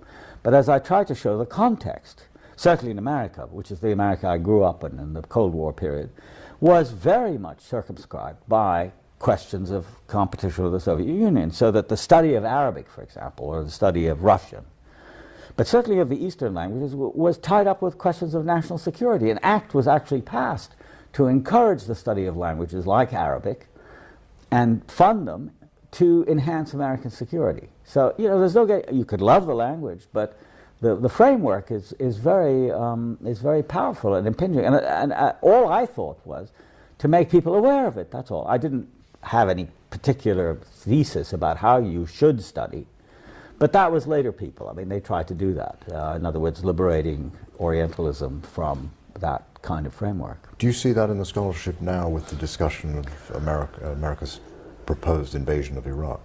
Yeah, I mean, I think a lot of the, well, perhaps not a lot, but I mean, some of the discussion against the war in Iraq comes from younger scholars who have had experience and have been influenced by Orientalism. And I'm accused of this, by the way, by the Israeli lobby, which is, of course, very, very much in America pushing for war against Iraq.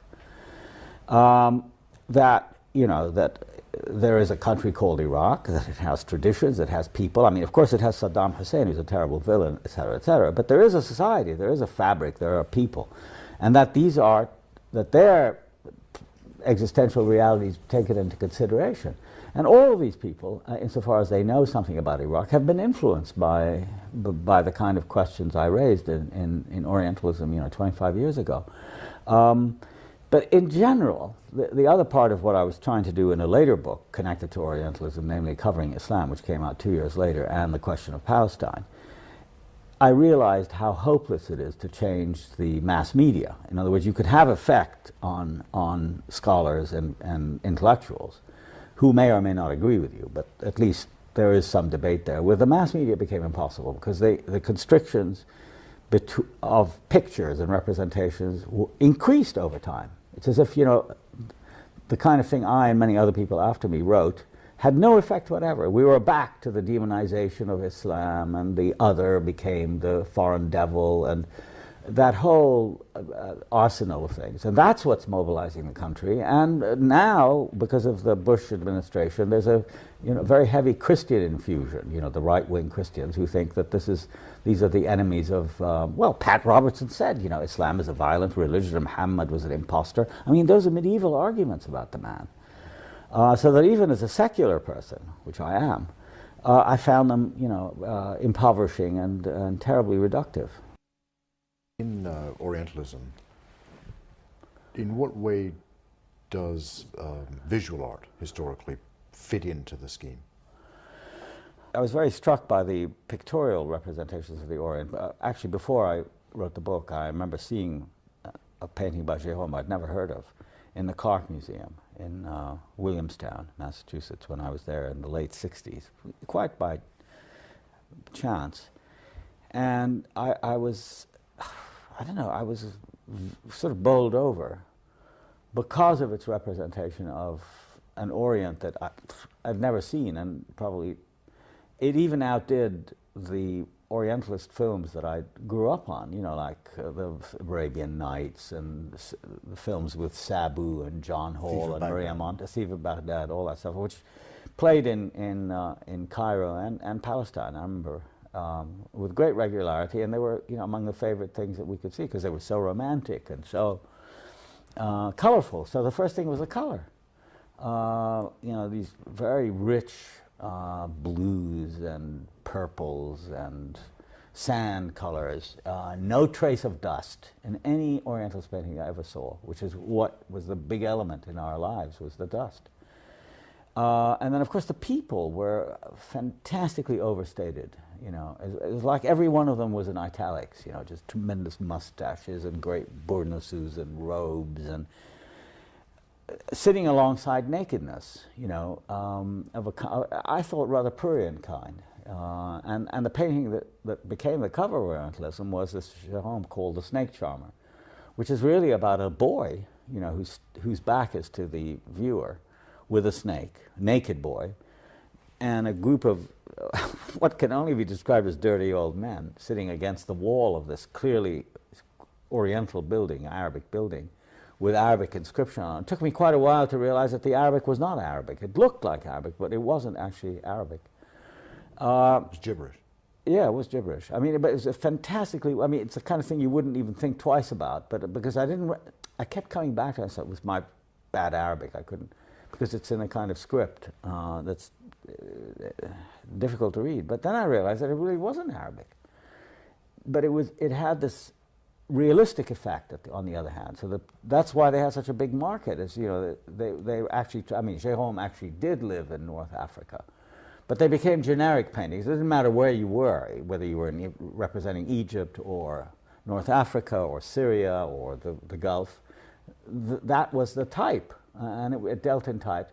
There were some great Orientalist artists like Delacroix, who really did wonderful things as a result of his visit to Algeria. But there too, it wasn't specific to Algeria. There was also, it took in the Ottoman Empire, the Eastern Ottoman Empire, and sex and violence were very crucial to that. It was latent sex or sex and death, another motif.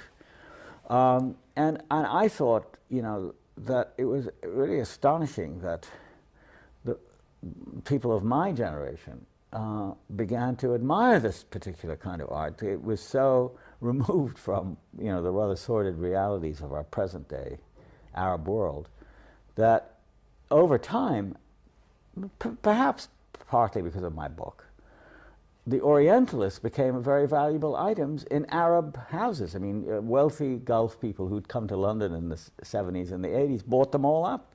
So Jérôme, who was a really second-rate academic painter in the 1860s in Paris, has become a very valuable item if you can find it. And not only that, oh, and Robert's prints and all those things that most people decorate their houses with in the Middle East and abroad, but they ran out of them.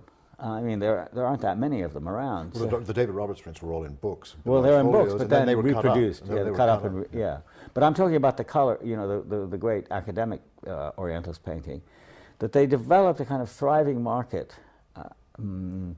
at lower prices by having pictures like that sort of copied and made in Beirut to sell in London as Orientalists, and you know, copies and copies, and then finally they end up in Baghdad, because Baghdad after the Gulf War was, you know, ruined as a city, but it had a large population of draftsmen and painters, quite the largest in the Arab world, and they were dragooned into doing these paintings, and so you could buy them in London, not knowing that they were painted in modern-day Iraq.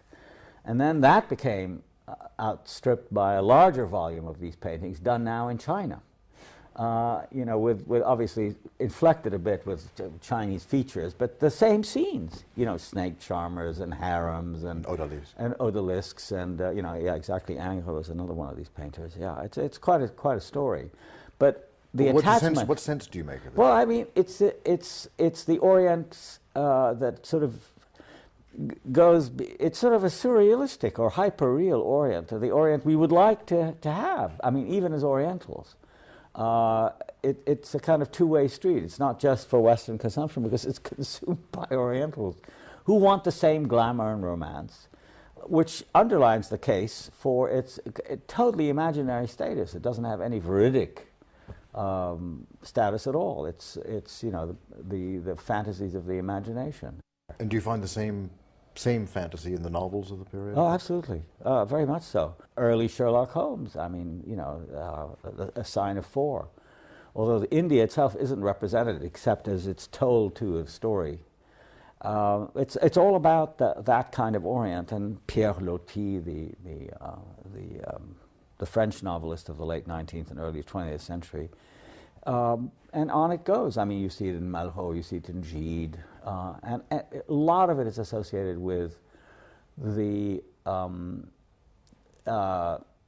availability of sex outside the period, outside the societies that are more constraining in the metropole, in Paris and London.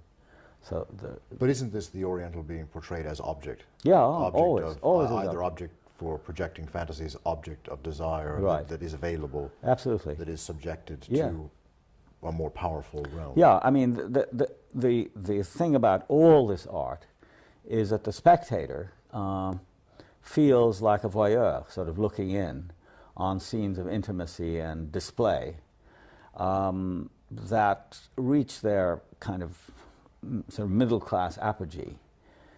There's a wonderful book about it called The Colonial Harem by an Algerian called Malik Al-Lula. Book came out about 15 or so years ago. He sent it to me because in part it was inspired by my book. And what it is a collection of postcards made by the French in Algeria to send, you know, troops to send home, or, you know, pieds noirs. And all of them are of women, naked women, women who are, you know, sort of living in harems, and many of them, as he says in the book, posed. I mean, they go out and find them and put them together in a studio so that the taste is titillated that way.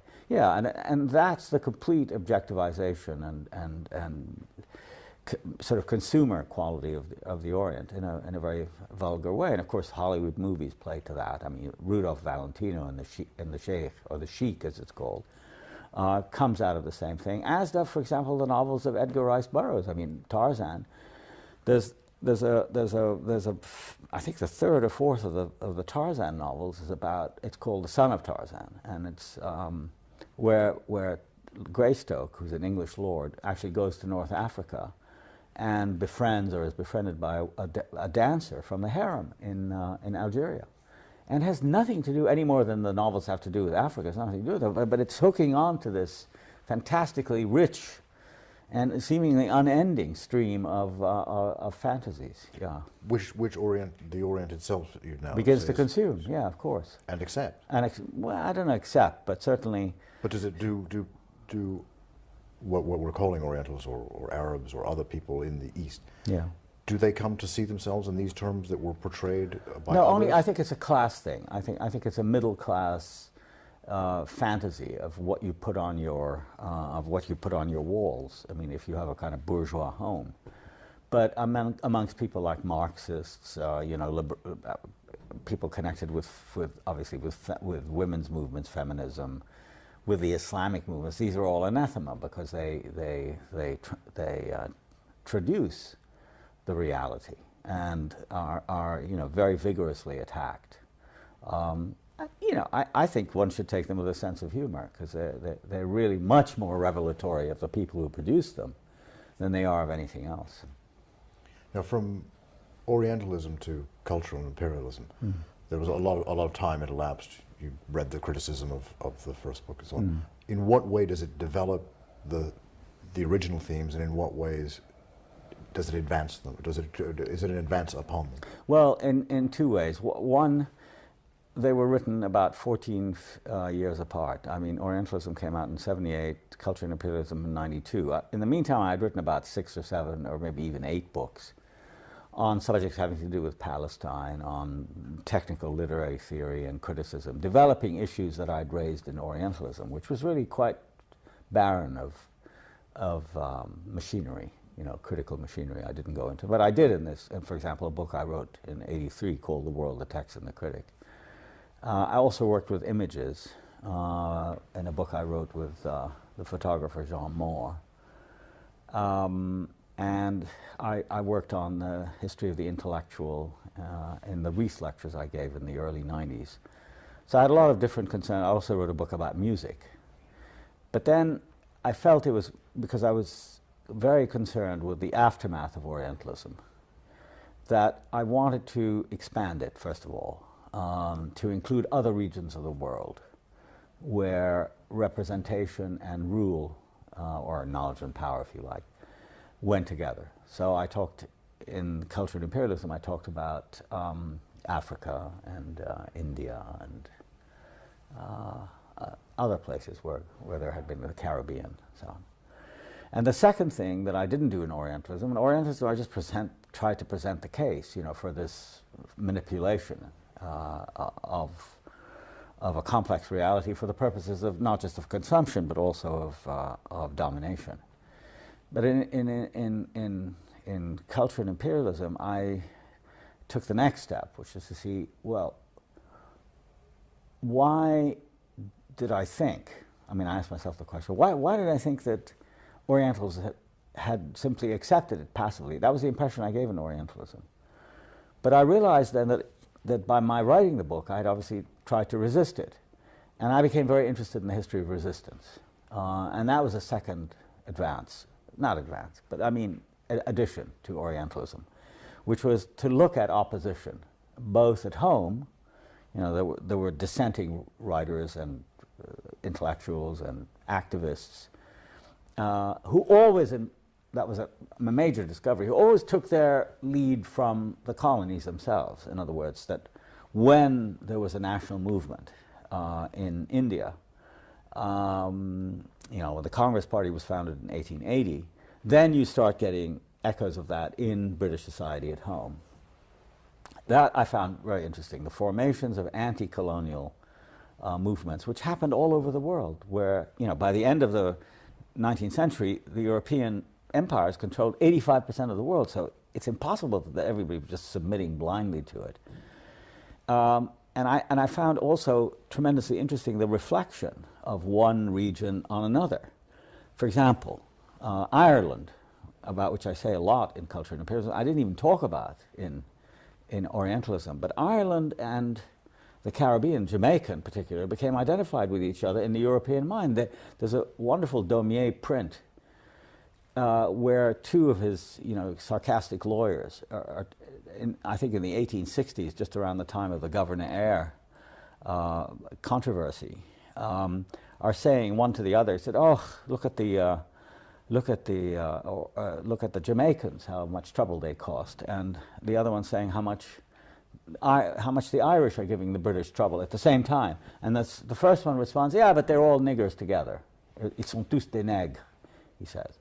So, that became very interesting, and the cross back and forth, where you get exceptional figures like Conrad, in the early 20th century, or at the end of the 19th, in a book like Heart of Darkness, where he's making the point that not only are these horrible things going on out there, but their origin may in fact be in our own hearts back here in London and Brussels and so on and so forth. And so I dealt with all of that, and then I also dealt with the emergence of, I guess, what you could call a kind of liberation theory, which comes out of nationalism and the movement for self-determination and independence, which is where the Congress Party takes over from the British in 1947. But there are prescient figures like Tagore, who understands that nationalism can't be an end in itself, and also Fanon. Unfortunately, there isn't much literature about that. And I try to supply some of that. In other words, why nationalism itself is not enough independence. And of course, that was reflected in my own work and affiliation with the Palestinian movement, where I saw it being transformed willy-nilly from being a liberation movement into an independence movement, where there was an idea about a new kind of polity, where Jews and Arabs could live in a kind of secular democracy, turning into a kind of separatist thing.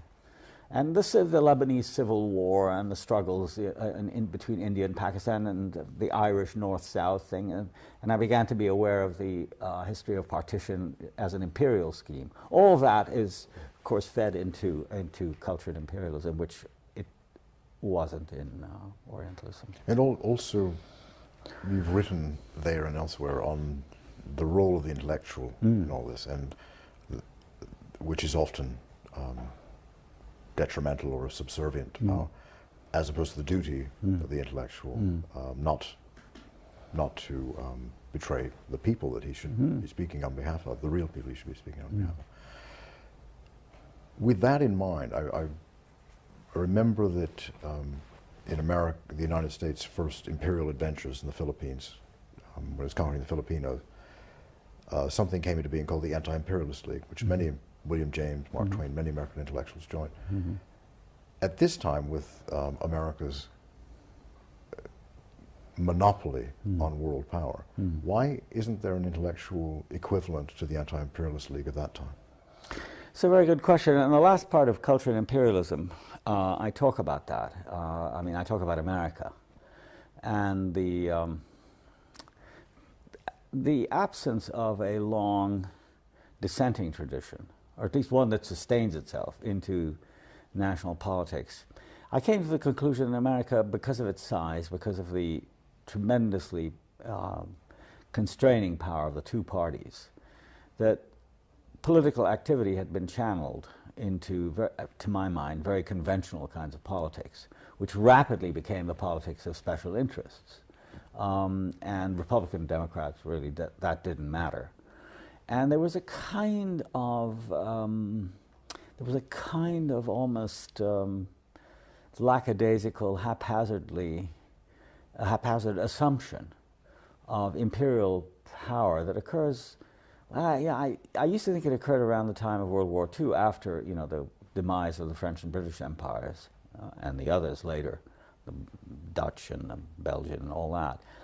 But I think it really is much earlier than that, and you can find it in the literature of the 19th century. I mean, that's why Moby Dick is so extraordinary, because there's this assumption of a kind of errand into the wilderness, which goes back to the Puritans. I remember a very significant book is by Perry Miller, whom I heard as a student lecture. I went to his freshman class, huge lecture hall at Harvard when I was a graduate student, on American literature, and his emphasis on the Puritans, which I think is, sort of distorted in a way, because there were other histories, going on. I mean, certainly the history of the Native Americans who were exterminated, that was significant. He never talked about that. What he did talk about, however, was the extraordinary violence of American history.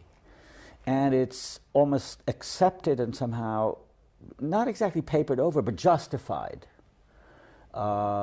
religious application in this notion of exceptionalism, the errand into the wilderness, the madness of Captain Ahab, who will go after the white whale, even though destroyed his family, he destroyed his ship, destroyed him, tore half his body off of it. But the last scene of the novel, he's going off, tied to the whale, to his destiny, which he thinks is fulfilled in this kind of Well, I found the same thing in America, where on the one hand there's a kind of apocalyptic sense of our mission to kind of rule the world, but also the assumption that we're good, that nothing we do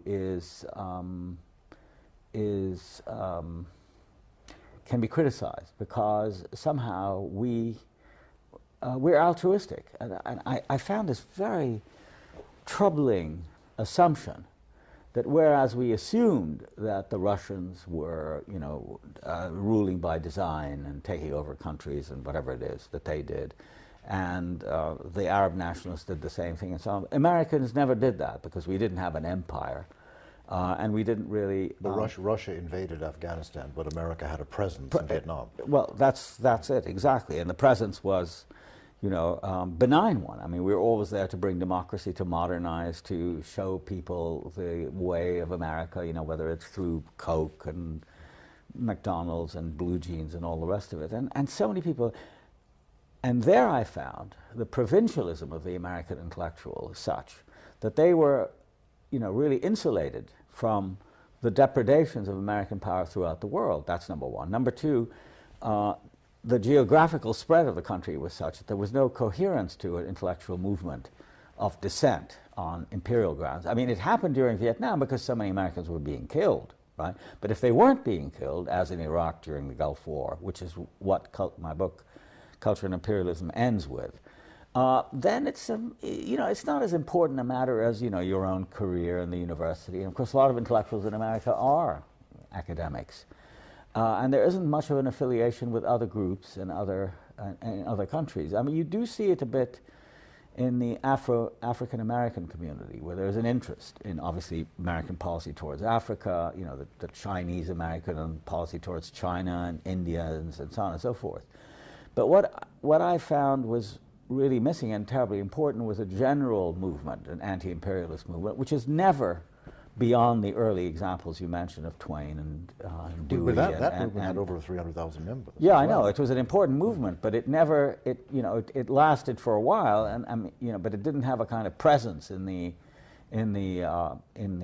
society that the American empire does. I mean, especially after World War II, where we are literally, there are American troops now in over 150 countries all over the world, and so you can't think of it as just a series of sporadic interventions, which is what the media allows you to think. That if we're not showing pictures of what happened in Somalia or what may be happening in Zanzibar, which is in fact happening. There are troops going there now.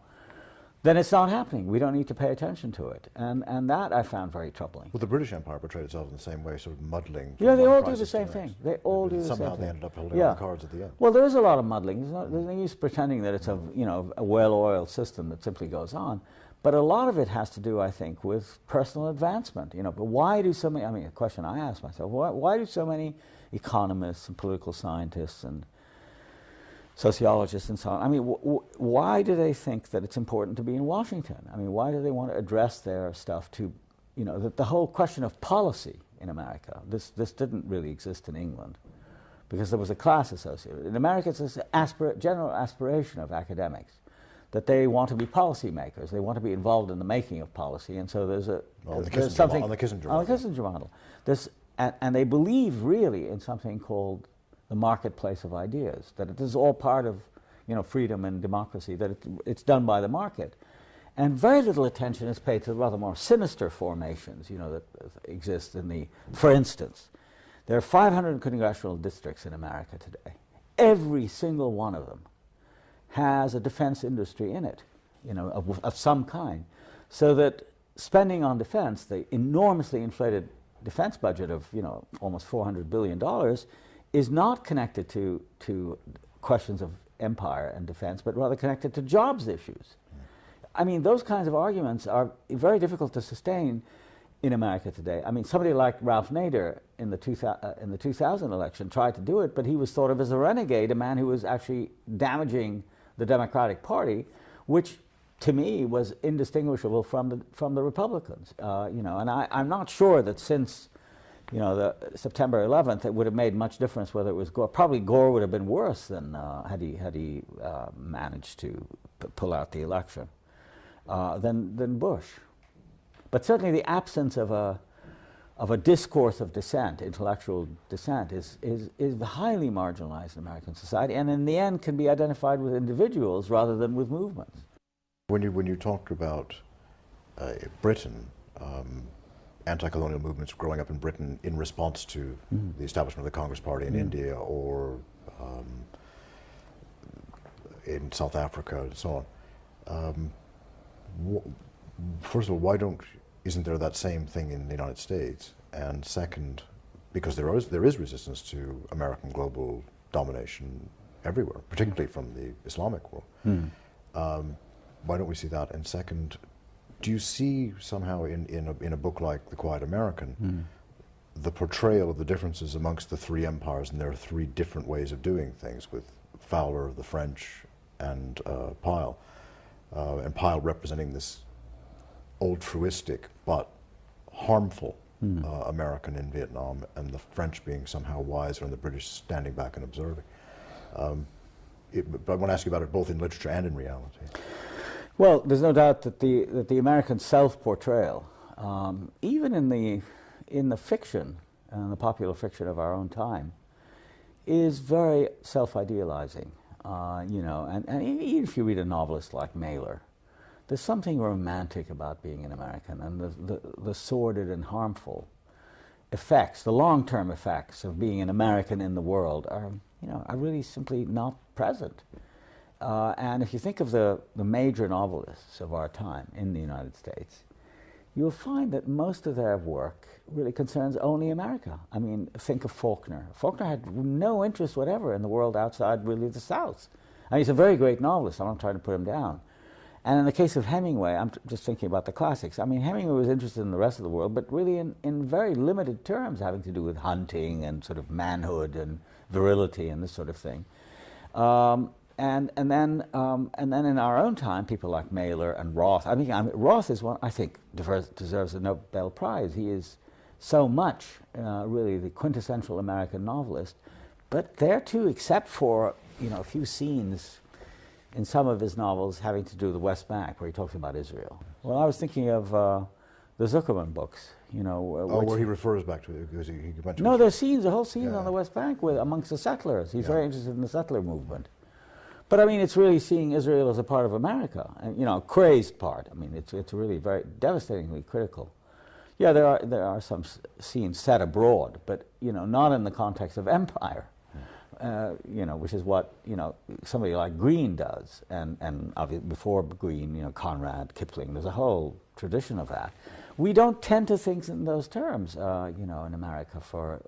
I don't know. I don't quite understand it, why that should be so.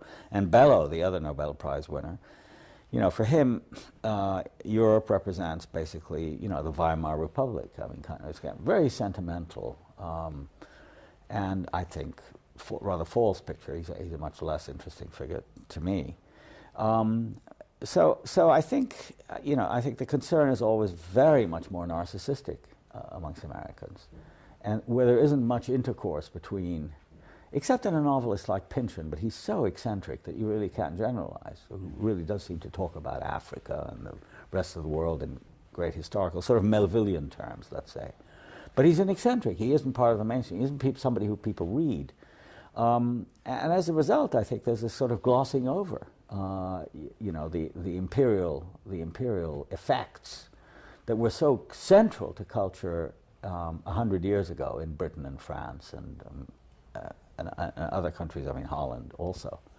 So there's that, which is a problem, kind of provincial. And the other thing is that very striking and not commonly admitted, in fact never admitted, that American education is deeply ideological. In other words, there's a tremendous amount of emphasis placed on America as opposed to the United States. Americanization, which is fought the world over, I mean, as it's resisted, in America is considered to be not only the acceptable but the necessary and desirable thing. So that in an immigrant society, until recently, as an immigrant, you came there in order to forget and obliterate your past. It's only recently, with the rise of, of ethnic consciousness and the writing of history, as it were, from within, the role of workers and the ethnic minorities that contributed to the people's history of the United States, as Howard Zinn calls it. But that's a very recent thing, and it's deeply lamented by the American establishment. Arthur Schlesinger writes a book called The Disuniting of American History, because people write history from a different point of view than that of Henry Adams and Bancroft and Beard and all the others. So that the homogenizing effects of American education are so strong that, by the time students and consumers get through high school, they've turned into a finished product, which I would call America, or American, in that sense, which teaches you, first of all, not to question the state. If you look in American writing, the notion of the state, which is such a powerful discourse, for example, in France, and even in England, historically, it doesn't have an existence in American writing or American thought. We don't think of the state. We think of somehow of a polity that transcends the state, the sacred status given to the Constitution, the importance of the court system, which is quite unique. I mean, it has its positive sides in the Bill of Rights and the amendments of the Constitution, in the whole notion of canonizing freedom of speech and so on and so forth. But its bad side is it removes it from the realm of the secular and places it in another. At the same time, that there's this very, in my opinion, materialistic and quite sordid side, of corporate America, which is, lobbies and the kind of thing that the Enron scandal turned up. Well, you have written that most students will come with a desire to conform, and as Paul Goodman has also written, leave the university with an even stronger desire to conform and advance themselves. Yes, because why do you teach? What's the point? Well, one teaches really for the people who might be changed by it, and some have been. I mean, in some corner of their mind, there's a possibility that, in teaching literature, I've never taught politics. I've never taught the Middle East, for example, about which I've written a great deal. But what I've tried to teach all along in equating students with the classics of literature, I never teach popular culture. I don't teach, sort of junk fiction. I try to teach, high-class art, basically, and music. The idea is to, put them in contact with it. It happened to me with my own son, who had resisted during high school the notion that one could read literature. And then in his freshman year in college, I mean, it wasn't me, it was another teacher, who introduced him to Balzac. And I remember a phone call from my 18-year-old son in November of his freshman year saying, "How come, Dad, you never talk to me about this guy Balzac? He really is terrific, that there is another world outside popular culture." This is Wadia when he's 18. So there's that. Second of all, to ask questions. I spend a lot of time, as I grow older, making it obvious to the students that I don't know all the answers. In fact, I'm puzzled by passages in Hopkins or T.S. Eliot or Wallace Stevens, or, so the thing of asking questions and not exactly raising the level of suspicion, but certainly troubling the mind rather than allowing it to be settled with questions and so on. And I spend a lot of time attacking doctrines and orthodoxies and dogmas. What good that does, I don't really know, but I mean, I think that it marks some students. So it's not really a major effect. But it's not entirely futile. No, I don't think it's futile, and I enjoy it. I mean, for me, it's terribly important, and the writing is also very important for me because because of the internet now reach a large audience in the Arab world, which is what interests me the most. I'm interested in influencing opinion there, And trying to explain Arabs to Americans and Americans to Arabs is worth doing if you can manage it. And I've been very lucky that way, that they've given me a platform to do it in. As to the question of what one does and as to results, I like the idea of having more than one audience. The internet and the fact that now I write regularly for an Arabic paper, which I've been doing for the last 12 or 13 years. The discipline of appearing, which is terribly important, and you have the chance to do that. But in the final analysis, I realize that I'm not that anxious to satisfy my audience. In fact, or whoever reads me, and the same with the students, I think I'm much more interested in provoking and even stimulating resistance to what I'm saying than I am to giving them stuff that will amuse them or to keep them sort of interested. And I prefer that kind of, well, I guess it's a form of intransigence to the other kind, which is to work in cliches and in the known avenues. And the fact that I'm a literary person writing about hard politics a lot of the time, and that my stance is quite clearly oppositional. I've learned from people like Chomsky and Alex Coburn really to name the names and cite the figures, so that in the end it isn't the audience that matters so much as the material. It's the subject that matters much more. And in the case of the subjects that interest me, they're also difficult subjects. I'm very attracted to the difficult as opposed to the comfortable and I'm much less interested in affirming than I am in negating or in some way being negative.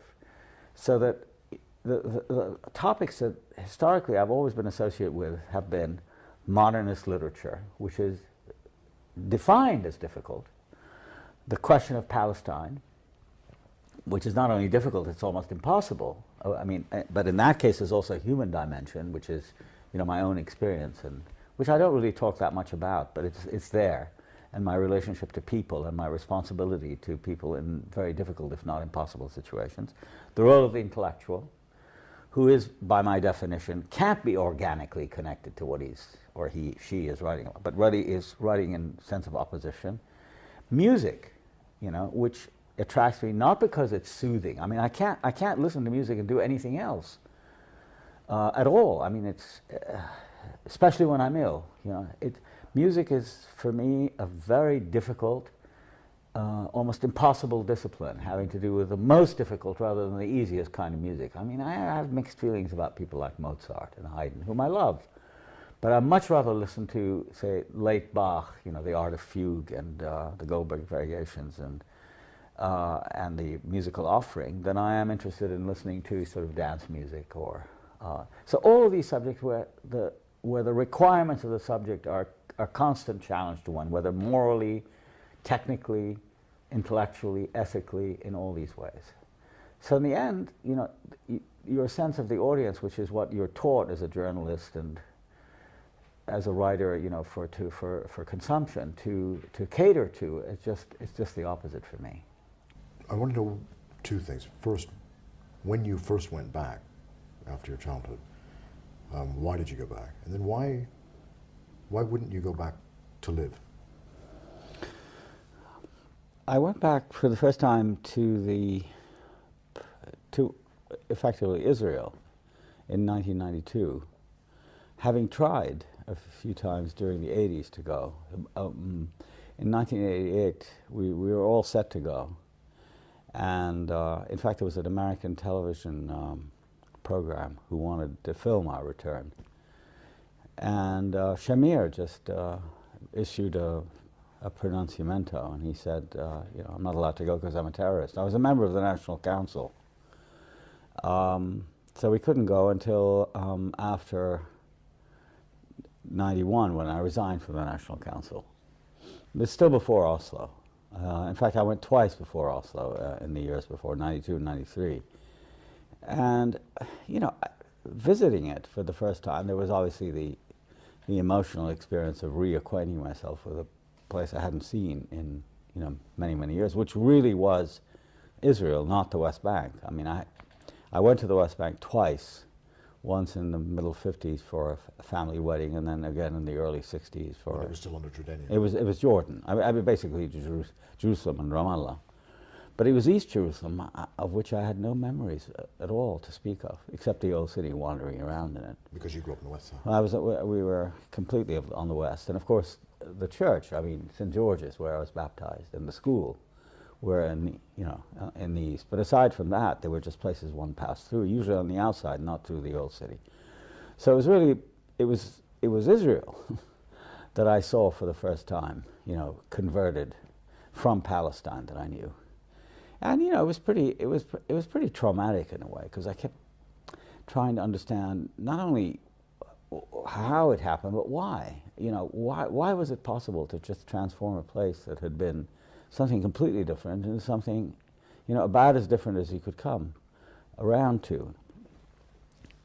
And especially places like Nazareth, which I had practically no memory of, but had been my mother's city, where she was born and grew up. And then Haifa, where one of my uncles lived.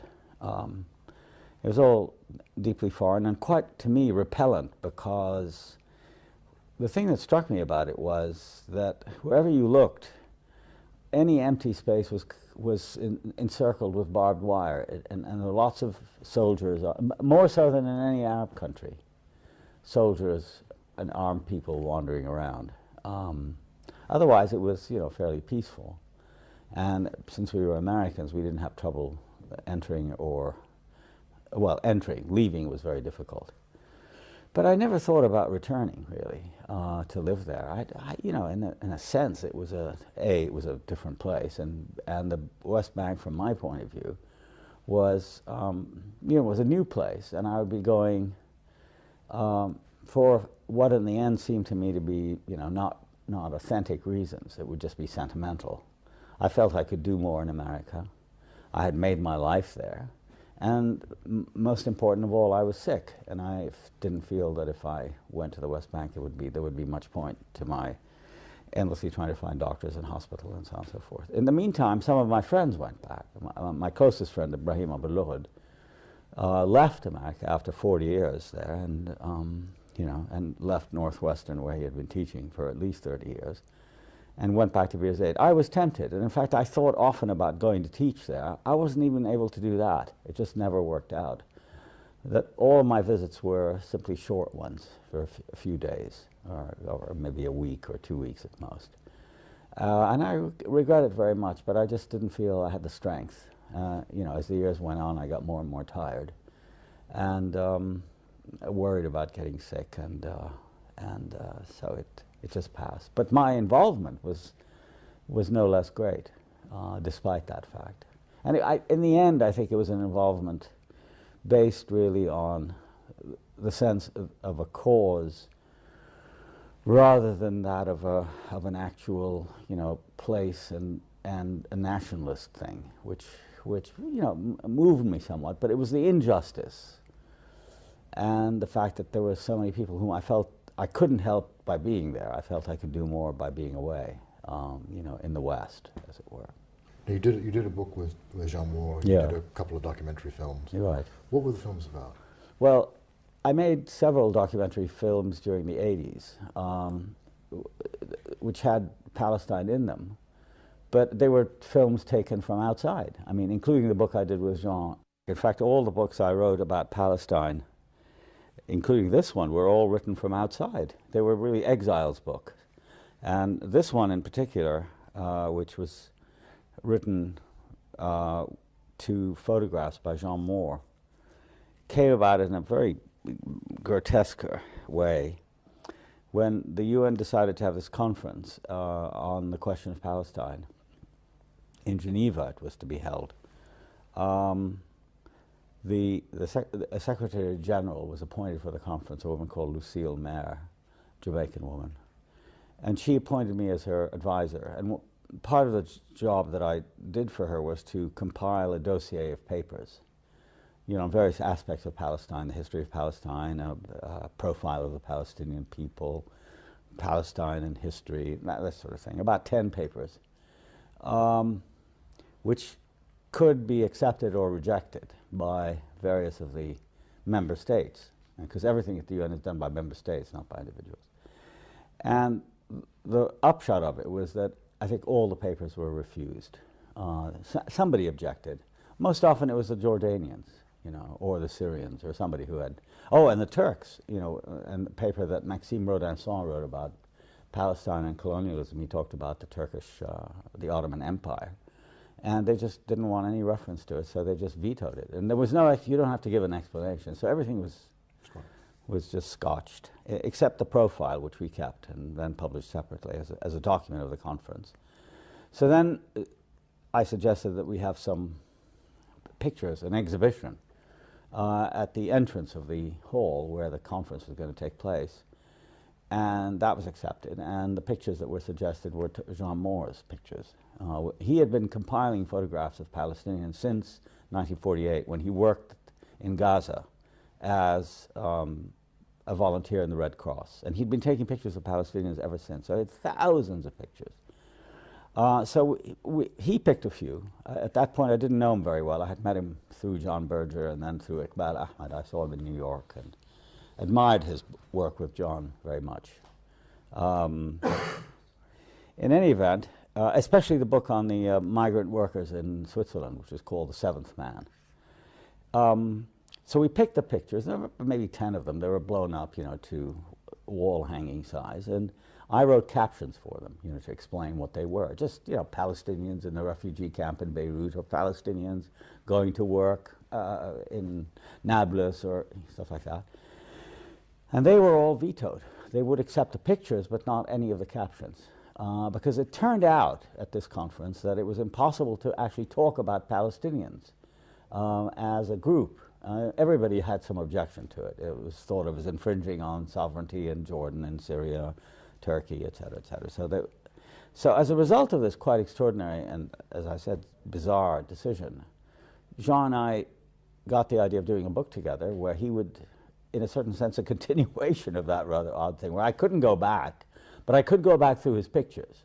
So since he had so many, I had him pick about 500 pictures, and then over a period of a few months, I picked out the pictures that just spoke to me. And then I arranged them into subgroups, and a narrative of some sort, or not a narrative, a form of some sort emerged from them. All of them based on absence, because with a few exceptions, I didn't know any of the people in the pictures. But for example, one of the pictures, which ends, I think, the second chapter, I picked the picture because it was very suggestive to me. And then it turned out to be of somebody I knew. I didn't know it at the time at all, that it was... Oh dear, I'm not sure I can find it. Can I just take a second to find it? It's sort of stupid not to be able to... Here it is, this picture of a woman, an elderly woman, wearing glasses with a lined face, sitting in, obviously, it was a middle-class house in Amman. And then, I can't remember who it was. I was showing it to a friend, a Palestinian friend, and he said, "Oh, that's Mrs. Faraj." And indeed, that is who it was. Mrs. Faraj was my cousin George's wife's mother, whom I knew. In fact, I was at their wedding in 1947, and I hadn't seen her all these years, but she turns up as a subject in Jean Moore's photographs.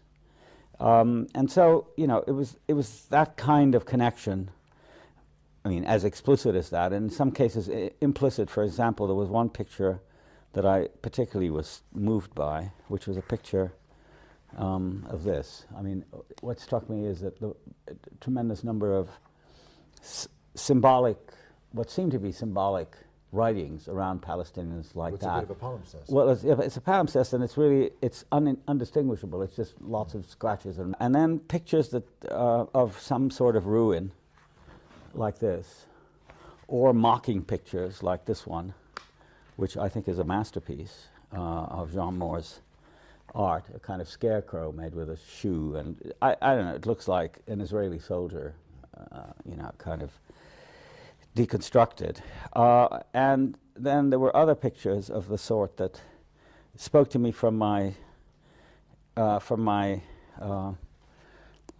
from scenes I had seen from my own experience, like this of the wedding in Lebanon. In Lebanon, you know, refugees with the sort of ill-fitting suit of the bridegroom, and of course the ever-present Mercedes with the Deutschland, you know, probably stolen or smuggled car that had become a part of life. There's one picture in particular I just passed that I want to show, which I found quite haunting because it reminded me of my childhood. A rather distant scene, I think in Ramallah, as I recall now. I don't know if I can find it right away. This is it.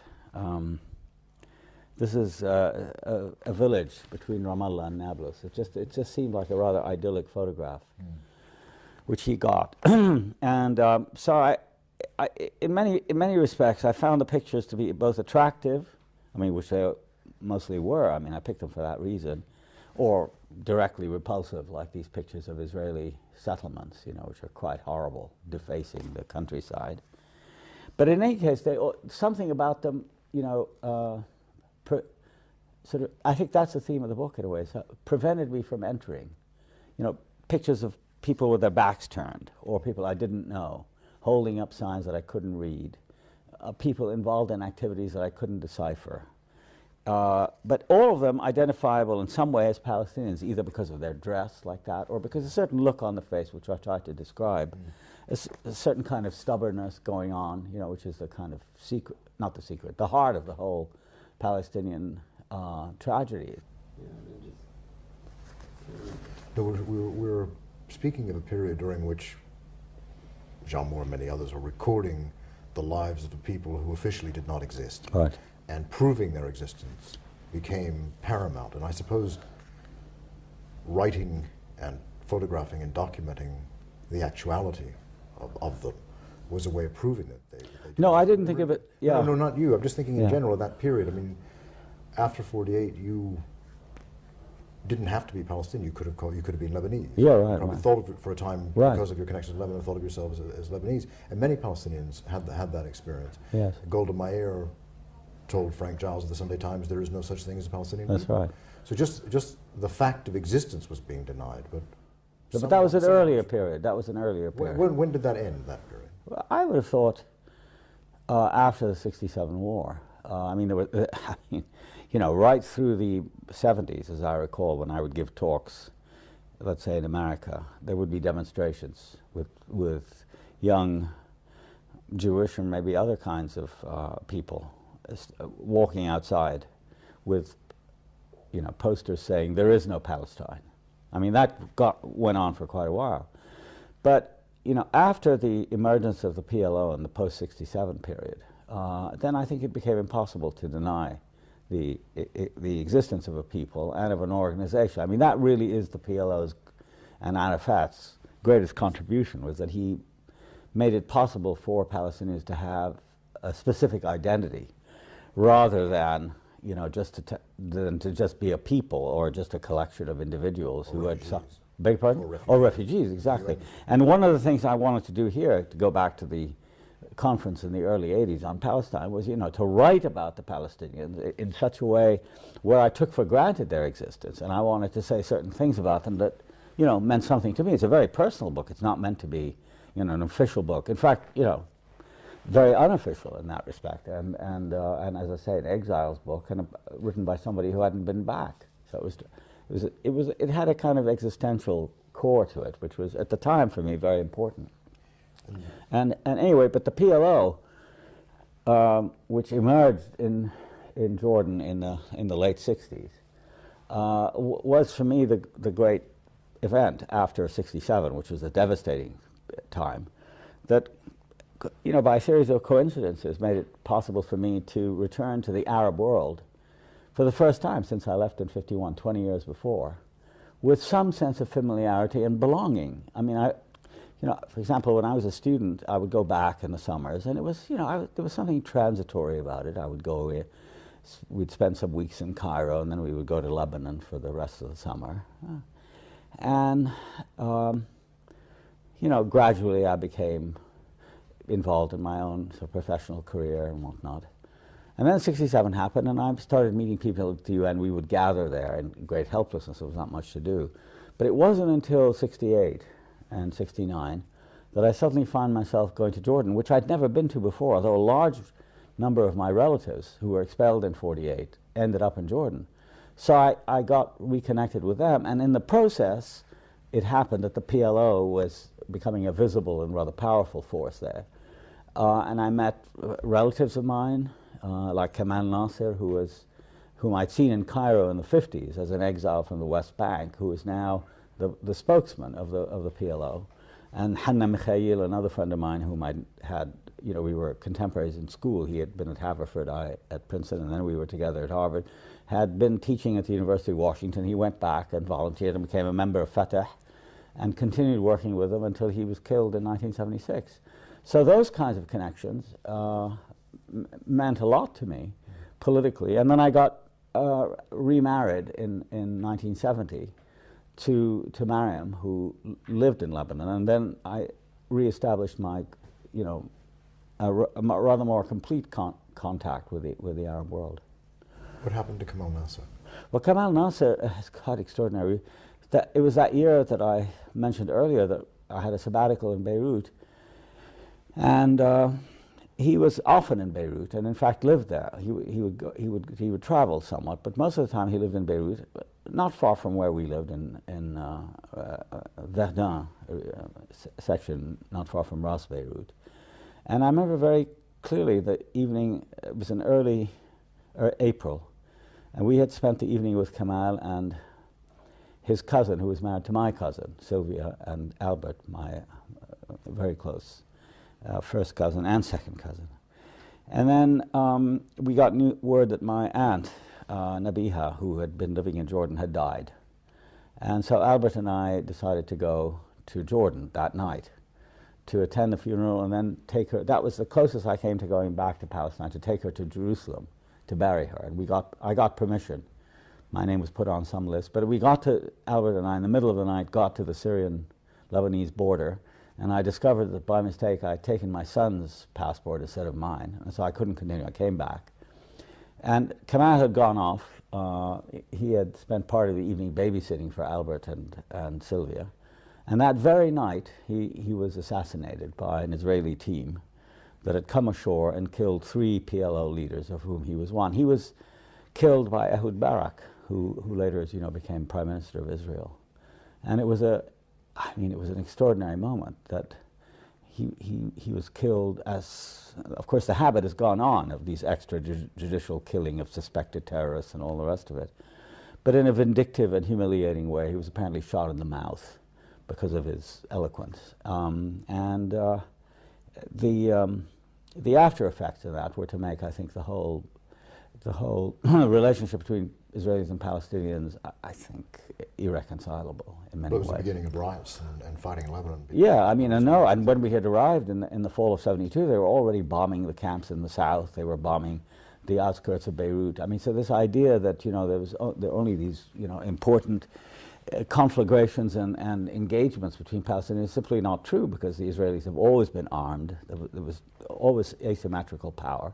And they've always used their enormous military power, derived from, paid for by the US, against unarmed civilians, and shooting down schools and refugee camps and hospitals. I mean, those were occurring all the time we were there, but always at a convenient distance so that you could, think they were not taking place.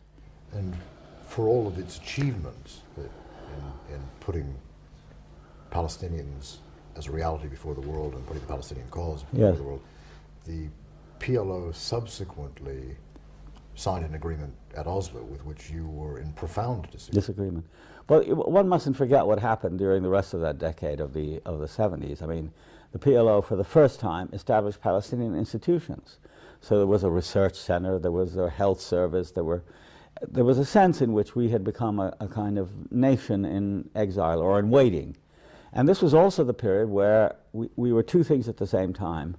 We were a liberation movement that attracted most of the world's liberation movements. Beirut became a capital for people. I'll give you an example. When Mariam and I went to South Africa in '91, we met people at the ANC Mandela had just been released. It was May of '91. and we went to the ANC headquarters in downtown Joburg, and we saw people that I had seen in Beirut in the 70s who had come there when the ANC was, outlawed in South Africa. Many of the Sandinistas turned up, various people from Ireland, Cubans, and so on. And also on the other side, Carlos. Yeah, well, that's always been there. Yeah, all of those people, right, of course. And in a certain sense, I regretted that aspect of the PLO, which was particularly, I think, allowed by Arafat in the 80s, in the 70s rather. That is to say, many factions, and he would play them off against each other. There was never, like the FLN, whether the Algerian or the Vietnamese, a kind of central thing. It was always factions, and there was a Syrian faction, there was an Iraqi faction, there was a Marxist-Lenin, and so it was a chaos, but it was, in many ways, a rather creative chaos, with regrettable and unfortunate sides, until '82, at which point the siege of Beirut took place and the PLO was banished. And Arafat became an exile for the next 10 years. And during those 10 years, during the 80s, he was in Tunisia. And being a member of the National Council, and I knew him quite well, I went often to Tunisia, whether for meetings or to talk with him. My main concern was was to try to inform him and his people about the United States. I already in 1979 in Beirut had given a lecture in which I forecast, I won't say prophesied, but I forecast the fact that they would be negotiated with the Americans in a matter of time, because it was inevitable. And no matter what the Israelis did during the Intifada, for example, the first Intifada of the late 80s, 87 to 92, they were never able to dislodge the PLO, even among people on the West Bank and Gaza. They tried, for example, it was the Israelis who encouraged Hamas and established it. Peres himself was in charge of that. And the Islamic University in Gaza. Yeah, all of that, as alternatives to the PLO, but that simply strengthened the PLO. I mean, there's this thing about Palestine. I think most people who are oppressed will resist by being, more stubborn in their beliefs and convictions, and wanting to go on. And all the efforts that were made to get Palestinians to move never succeeded with the Palestinians of Palestine. The Palestinians in Jordan, who were driven out in 71 by Hussein and by the Hashemites, and then again in 82 by the Israelis, ended up, one has to say it, ironically, by returning to Palestine, which is what happened with Arafat. But I knew that the U.S. was going to play an important role, and what I was very early struck by was the fact that not just the PLO, but most of the Arabs, the educated Arabs, many of whom had been in America, educated in America, whether they were Egyptian or Syrian or Iraqi or Lebanese or Palestinian, really didn't, in my opinion, have a deep enough understanding of what America was and what it would be like to negotiate with them. Of course, we had examples. There were the Vietnamese talks, and a very good guide in all of this was my friend Iqbal Ahmad, whom I took to Beirut in 1980, introduced him to Arafat, and he was the first one to explain to them that just having a lot of soldiers in South Lebanon and maybe 2 tanks, which is all they had, would be as nothing to an Israeli invasion. And he prophesied what the Israelis would do almost to the letter. But there was so much investment in conventional ideas about defense that were taken from the Arab armies, which had a very distinguished record of success, that they didn't listen to him. And of course, what he emphasized and what I got out of it was that we need to be creative and innovative and original in our thinking, and really try to work with groups inside Israel and in the West and so on, and focus on that. So when Arafat was in Tunis, that long moratorium when he was, high and dry, I would bring people to Tunis to talk to him about America, about resistance, about liberation, etc. It was hopeless, because in the end, what I could see right through the 80s was a very, very conventional mindset, where his model of rule was, Hafiz al-Assad in Syria, that if you could get to Hafiz al-Assad and whisper in his ear, it would be done. So he figured if you could get to the top American, then that was the end of your problem. And so the top American was the president. And since, because I was in this ironic position of being a member of the American establishment through my education, being at Princeton and watching, say, during the Carter administration, classmates of mine in the State Department. So it was easy for me to have access. But I realized it wasn't enough, and so I was in this feverish situation of trying to explain. And then I didn't realize at the time, neither I nor Ibrahim, that this was a period when he was, doing his best to contact the State Department to make himself more attractive. And the way he did it, looking back on it, was to make more concessions than anyone else. In other words, he understood. I mean, he's a extremely canny, even brilliant tactician. He represented himself as the only person who could actually deliver the Palestinians. And as time went on after the Gulf War, when he sided with Saddam, I began to be quite disenchanted with him. There were other things when I criticized him openly in the Arab press through an interview I gave in '88 and '89. Our relationship became quite fraught. But I didn't realize how far he would go. And after the Gulf War and the Madrid conference, by that time I was already ill, and I felt very alienated. I realized that he was up to something.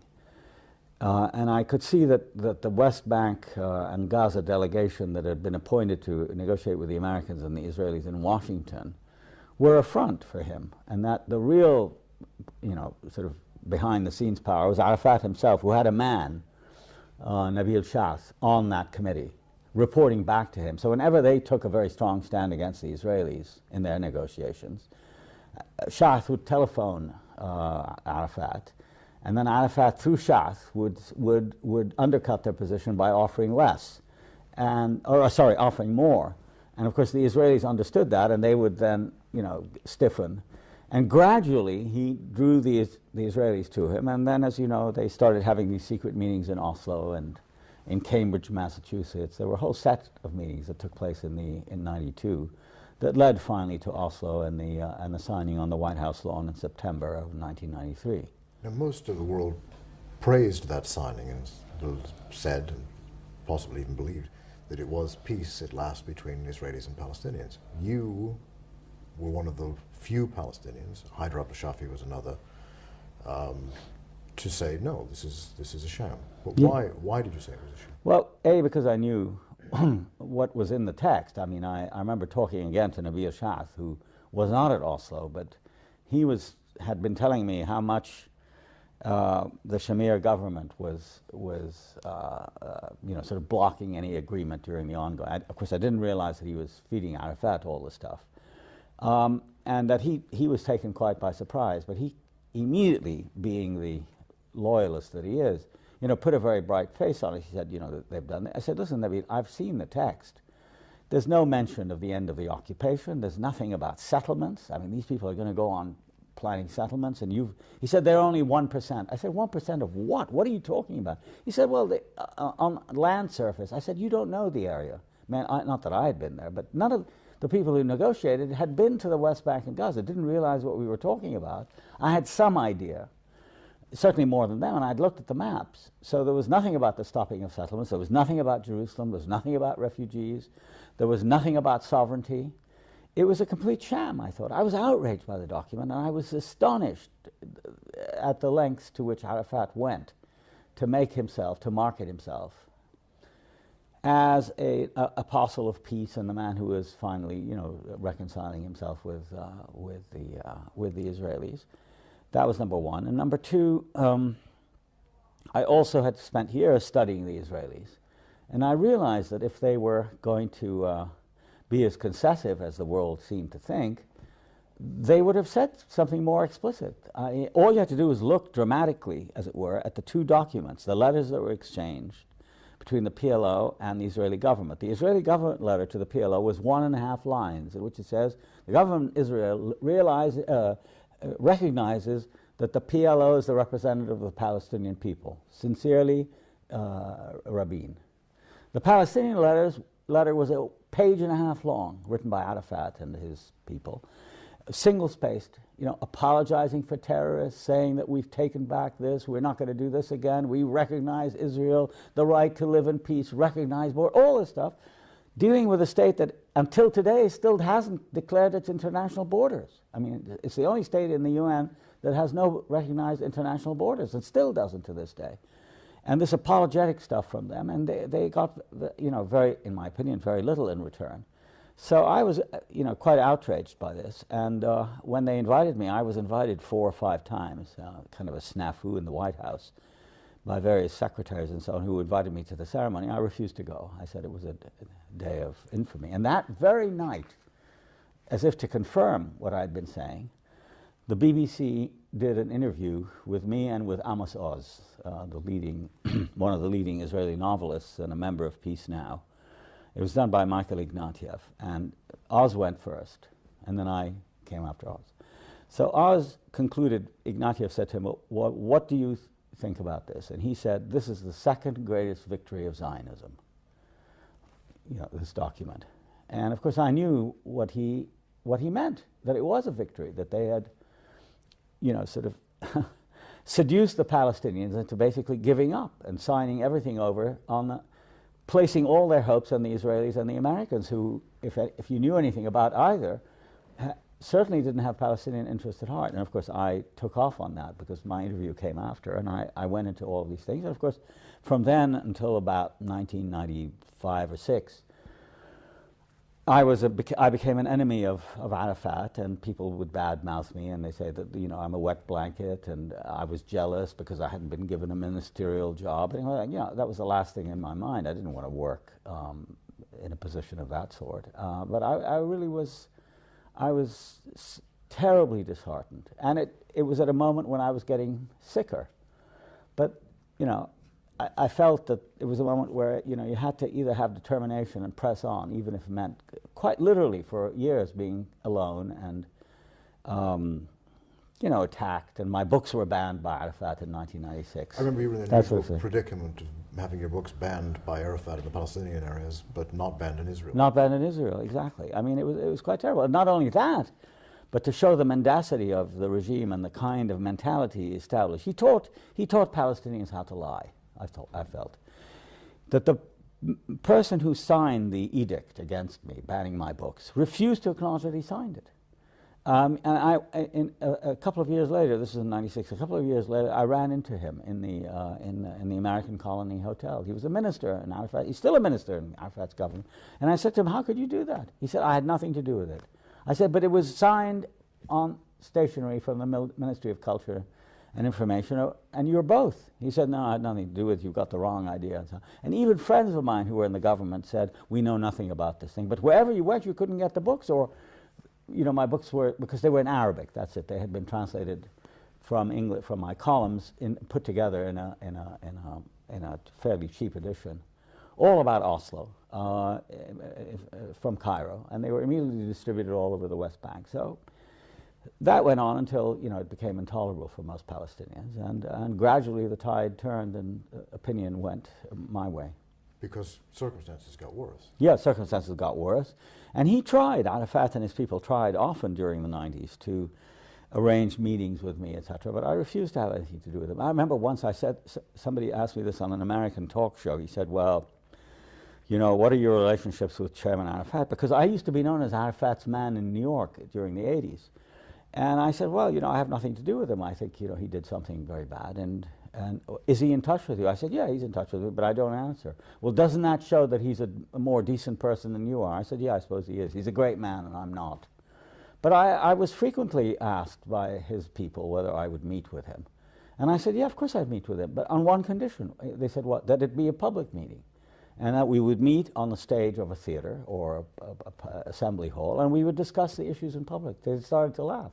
They said, "You know, he can't accept that." I said, "Then what does he want from me? He just wants you to, you know, after all, it's a common struggle," all that nonsense. So I absolutely refused. I never saw him. The last time I saw him was in the summer of '92. He was recuperating after his operation in a Jordanian palace. And Mariam and the children and I had just come from the West Bank. And it was exactly the day of the elections that had brought the Labour Party to power. And we presaged the whole, you know, march to Oslo. I saw him then. I've never seen him since. But you did go back during the Oslo period, and yeah, frequently. As I recall, in one of your films, confronted soldiers who were in the process of taking land. Yeah, I mean, it was a complete coincidence. A film I made in '98.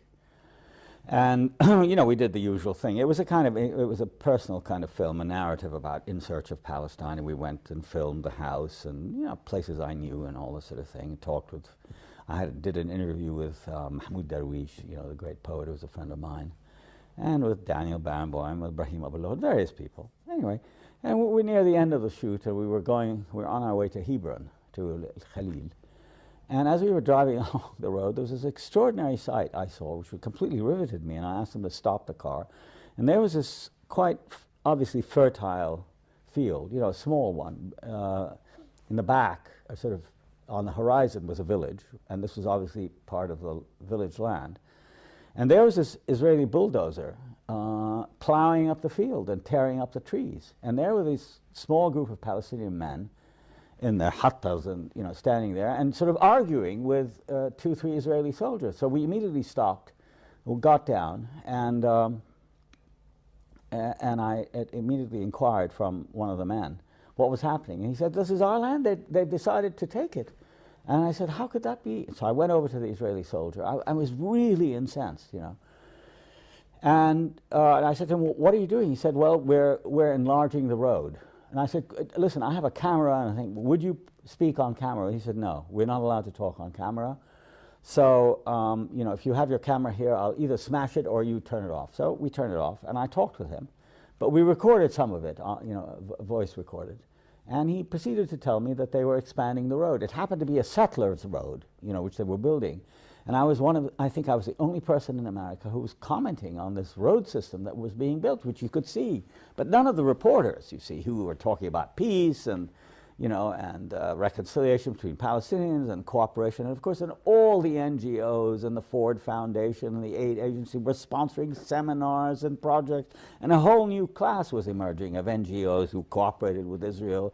And there were dialogues and all fig leaves for this horrible expansion, this metastasis of the thing.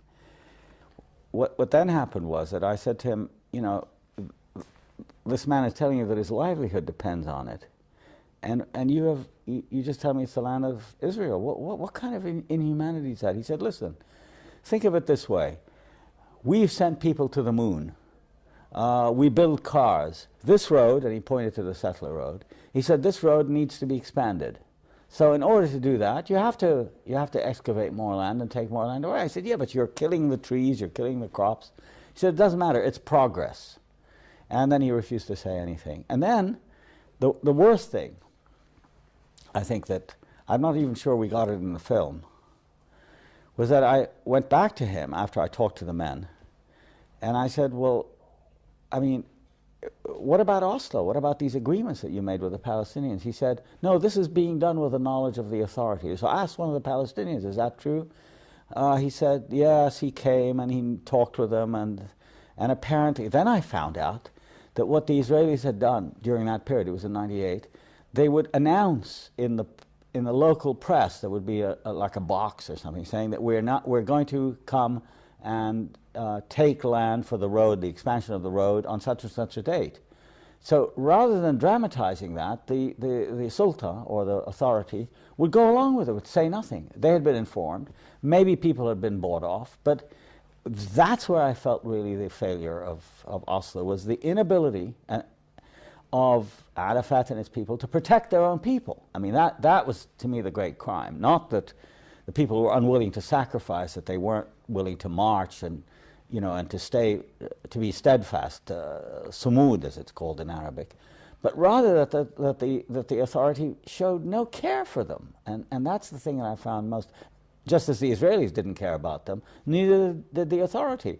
And earlier that week, I recall another terrible sequence similar to this one, where there was a group of Bedouin who had been living in the Jordan Valley, not far from Jerusalem, actually, on the way to the Jahalin. I saw what they did. And I got there just after the Israelis had been there, and I saw that these people were out, their tents had been destroyed.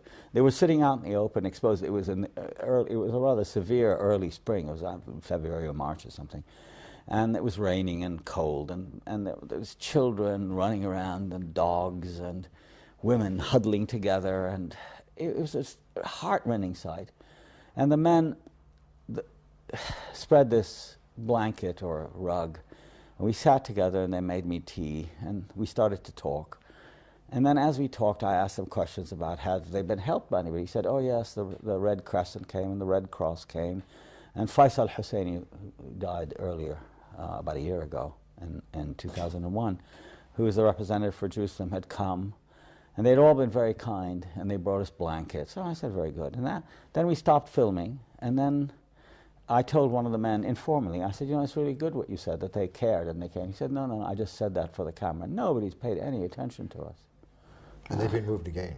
I know. They're constantly being moved from one place to the other. During this Oslo period, the Palestinian Authority appears to have cooperated with land seizures, as you've said. More than that, ministers in the Arafat government were financially benefiting by selling building materials and being involved in the actual construction of settlements, Jamil Tarifi, for example. Why is it that the Palestinians, for all of their relative level of education compared to the rest of the Arab world and sophistication, have ended up with a leadership that so badly serves them? I think it's an impossible question to answer. It's certainly been the fact of my life that ever since I can remember, we've been very badly served by leaders to whom we seem loyal. And the only thing I can offer by way of explanation is that there is this tremendously fraught sense of precariousness surrounding Palestinians as a collectivity. And if a reassuring kind of father figure appears, people flock to him. And because our lives and worlds are made up of bad news, if they offer, as Arafat always does, good news, or better, or more important, he doesn't say anything at all. I mean, since, you know, from the beginning of Oslo until now, he hardly has addressed his people, which he could do very easily himself and explain to them, as Mandela does, or did, as other leaders have. And yet people, you know, are loyal to him. And whenever he's humiliated, as he has been recently by the Israelis, they stand by him. And I think we come back now to the question of intellectuals. I think the worst offenders in this are not the ordinary people who, you know, who are just, you know, hanging on to life and trying to make a go of it, and for them it's easy to, but the intellectual class, the one that benefited from the NGOs and the huge amount of money in projects that were poured in for human rights. This, for example, I mean, all these study centers that were established on the West Bank, somebody counted by the middle 90s something about 65 or 70 of them. You know, the study of women, Palestinian heritage, folklore, every conceivable kind. Not a single one was established for the study of Israeli society. You know, and that would be serious, teaching people Hebrew to understand what we're dealing with, what the history is, what the reality, none of that. It's all personal advancement. The absence, very important, I think, and I've been very conscious of this in my own work, the absence of role models. You know, to who do you model your work and life on? You know, after the death of Abdel Nasser, really the whole idea of a role model in the Arab world, somebody who tried to sacrifice, who remained true to a cause that didn't work for money. It wasn't co-opted by a regime. You couldn't say about Haider Abdel-Shafi, for example, that he was in the pay of the Egyptians, or he was really executing orders from Arafat or Hafiz al-Assad or Saddam. Those kinds of people really disappeared from the scene. And third was the complete corruption of journalism. Journalism becomes who owns the paper. And very cleverly, as so many people in his position have done before in the Arab world and elsewhere, Arafat bought up all the papers. So that one of the most shocking stories of all is when there was a Christmas Eve service and he went to the Church of the Nativity and he sat next to the cardinal, you know, the Catholics, and he wanted to, the picture, I don't know, inadvertently was put on page 3. He hauled in the editor and threw him in jail for 2 weeks for not putting the picture on the front page. So that the newspaper is thought of as just part of his authority rather than an independent source of news. And as I say, I think it is the intellectual class that never really stood up to him. And only recently, with the complete failure and the absence of any kind of authority under this sort of permanent brutal Israeli siege of destroying the infrastructure, of making life impossible, has there emerged a group of people who realize that in the end, they're the people, the teachers, the doctors, the lawyers, who are going to have to keep the society going, and it's held together. It's held together. Of course, family plays a very important part, not tribalism, family. It's a different thing. Tribe suggests something anthropologically sort of aberrant. But families and a connection to the land, in spite of Arafat and his people. And slowly examples of, like, again, my friend Abu Lughod, who went back and really set an example for others that he gave up in America. He was a prosperous, or at least well-off, professor. He owned his own house. He lived in a Chicago suburb. He was a respected member of the community, as we say. And he went back and lived in Ramallah and offered his services for nothing to the university. That has been missing. And finally, and ironically, it's been missing not in the people who are, who need to do it, who need jobs, but it's the people who don't need jobs that are the ones who are, the superbly well-educated, the well-off, the people who would survive. I mean, just because their skills and their background give them enough of a head start. They're the ones who, alas, always are flirting with Arafat, and you want to be called into the cabinet and want to get a ministry and that sort of thing. It's extremely disappointing. But can we go a bit deeper on that point of Arafat's leadership?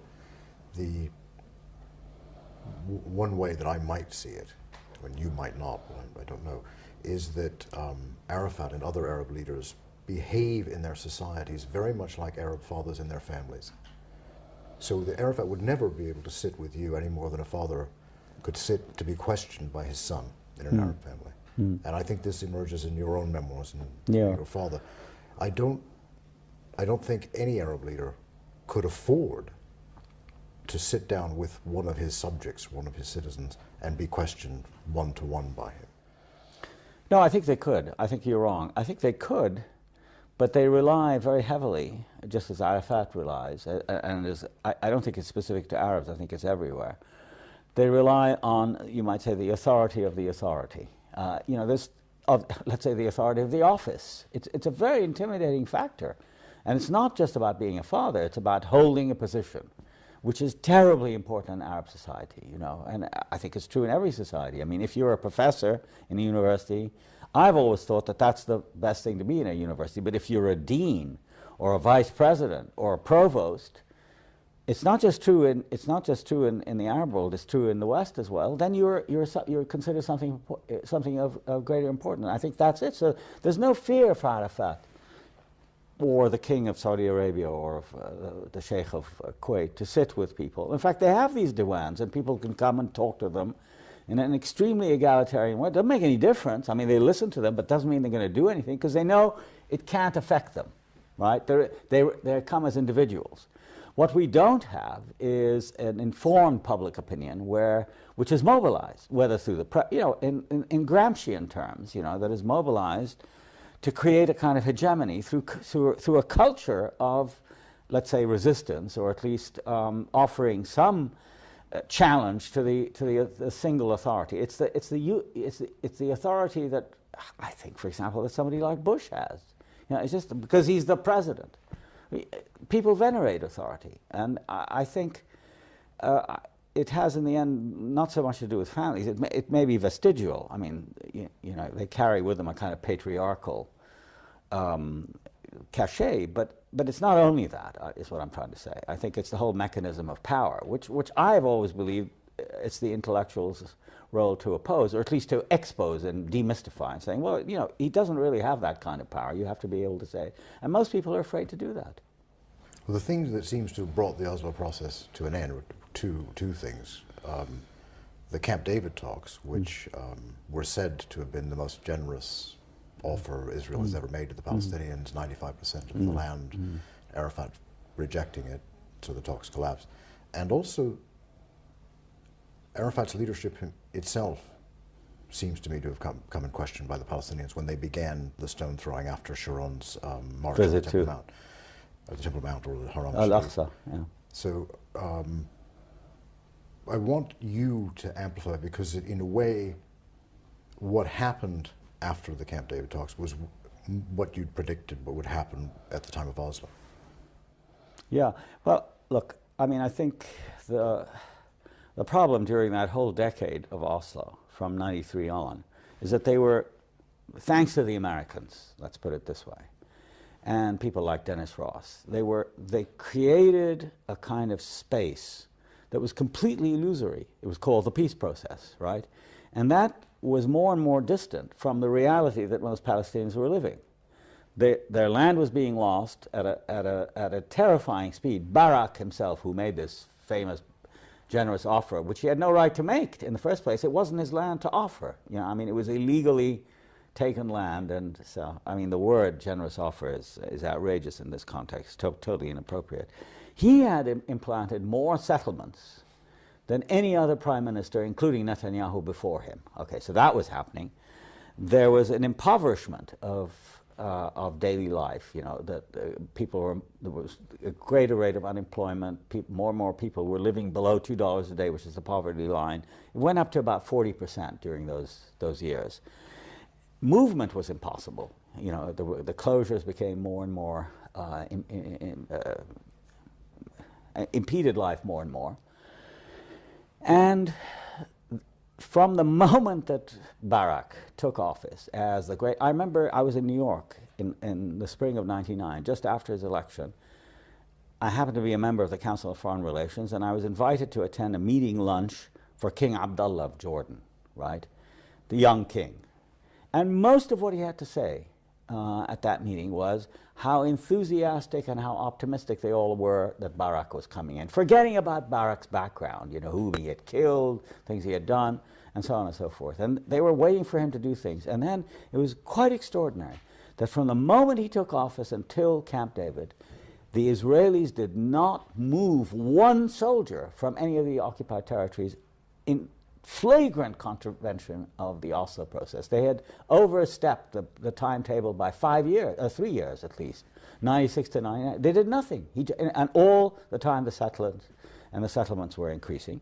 Second, they offered the Palestinians cantons, basically, that were separated by Israeli roads and settlements and so on, so that you couldn't really see it as a continuous whole. And, you know, depending on how you calculate it, it was nowhere near 95%, which is what, you know, Thomas Friedman and some of the other columnists have said. It was much, much, much less. It was closer to 40 or 50%.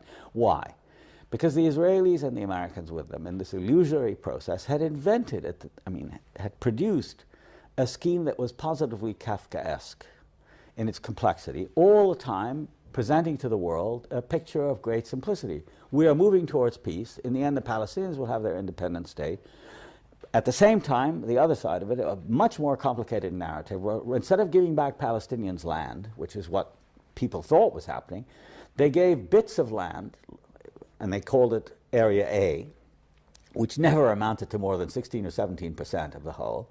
But Area A was bounded by Area B, which was jointly controlled by Palestinians and Israelis, but entrances and exits were Israelis, and security for Area A and Area B was under the control of the Israelis. Then there was Area C, which was everything that was left, which was mostly Israeli, the settlements, the military area, and so on and so forth. So the process was totally meaningless. What the Palestinians were getting back, and Arafat was accepting, and his leaders and so on, were accepting were smaller and smaller bits of land, entailed for generations to come, just like, you know, property in a Jane Austen novel, where, you know, nobody, I mean, you know, or Bleak House, Journalist versus Journalist. You know, nothing ever, you never see anything, because it's all, you know, it's salamied out into tiny little pieces. And we were told that this was peace. So I think this is what brought the whole thing down. And finally, and to me most important, there never was the realization that some of us had, that, how shall I put it? There was a fundamental irreconcilable between Israelis, or the Zionist movement, and Palestinians. It wasn't about reconciliation. It wasn't about living in the past. It wasn't about all this other stuff. It really was about land.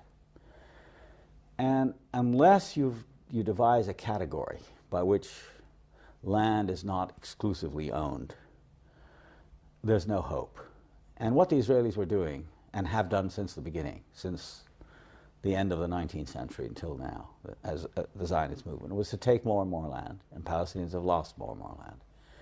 And there's no way of reconciling between these two sort of opposing movements.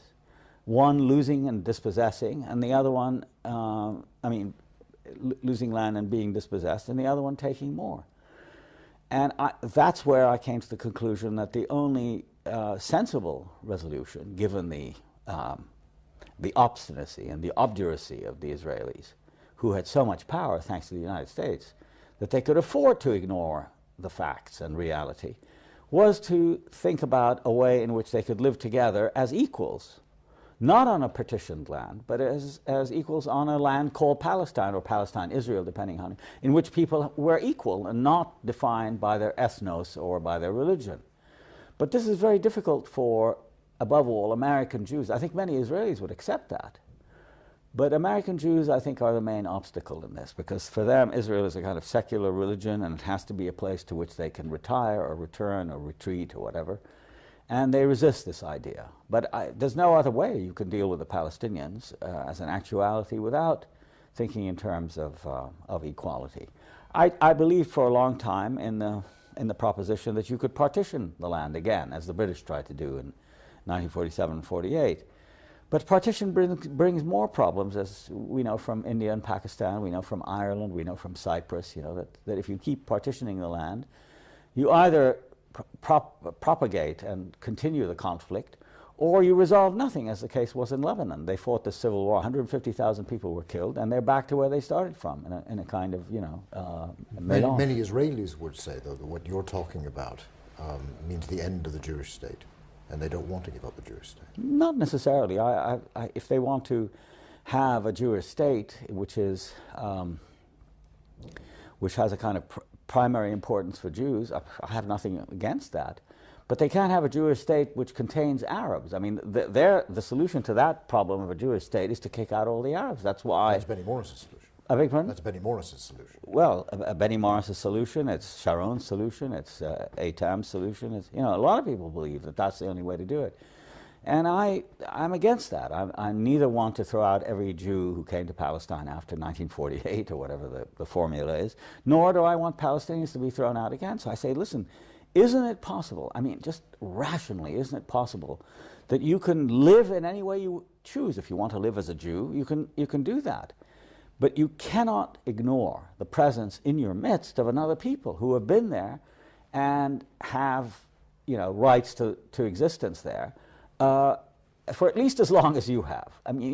I've studied the history of Palestine, and actually the period of Jewish ascendancy in Palestine is very short historically. It's about 200 years between the end. Kingdom. Well, the Israelite kingdom, but there were many other kingdoms, and they were never the only people there. They had ascendancy during the period of the kingdoms, right? It amounts to about 200 years, but in the meantime there were Greeks, there were Byzantines, there were Turks, there were Crusaders, and so on and so forth. So who knows? Who knows who is purely Jewish and purely Arab, etc.? It's basically a mixture. But to decide by draconian means that only Jews have the right to this land, and it's written in the Old Testament, that's fantasy. For me, the most dramatic thing that occurred in the last 5 years was the proposition in Parliament put forward by Meretz about 3 years ago, that as an optional component of the Israeli baccalaureate, the high school degree, they should be encouraged or offered the opportunity to read Palestinian literature and the poetry of Mahmoud Darwish. They went hysterical. They didn't want that. Why should we do that? And that struck me as a terrible augury for the future, because if you can't admit into your consciousness the existence of another people, then you're really on the road to ruin of some kind. And I felt that my role has been to precisely to make it possible through rational means for Jews to admit the existence of Palestinians, and for Palestinians to admit the existence of Jews, to think in terms of equality, to think in terms of citizenship, rather than in terms of, alas, which has gone completely against my formula, to think in terms of of nations and blood and language and all those potentially divisive things. It's been very, very hard. But the reaction to the Meret's proposal to teach Darwish poems in the Israeli curriculum is evidence that what you're talking about is a utopian idea. Yeah, it is utopian. Yeah, it is.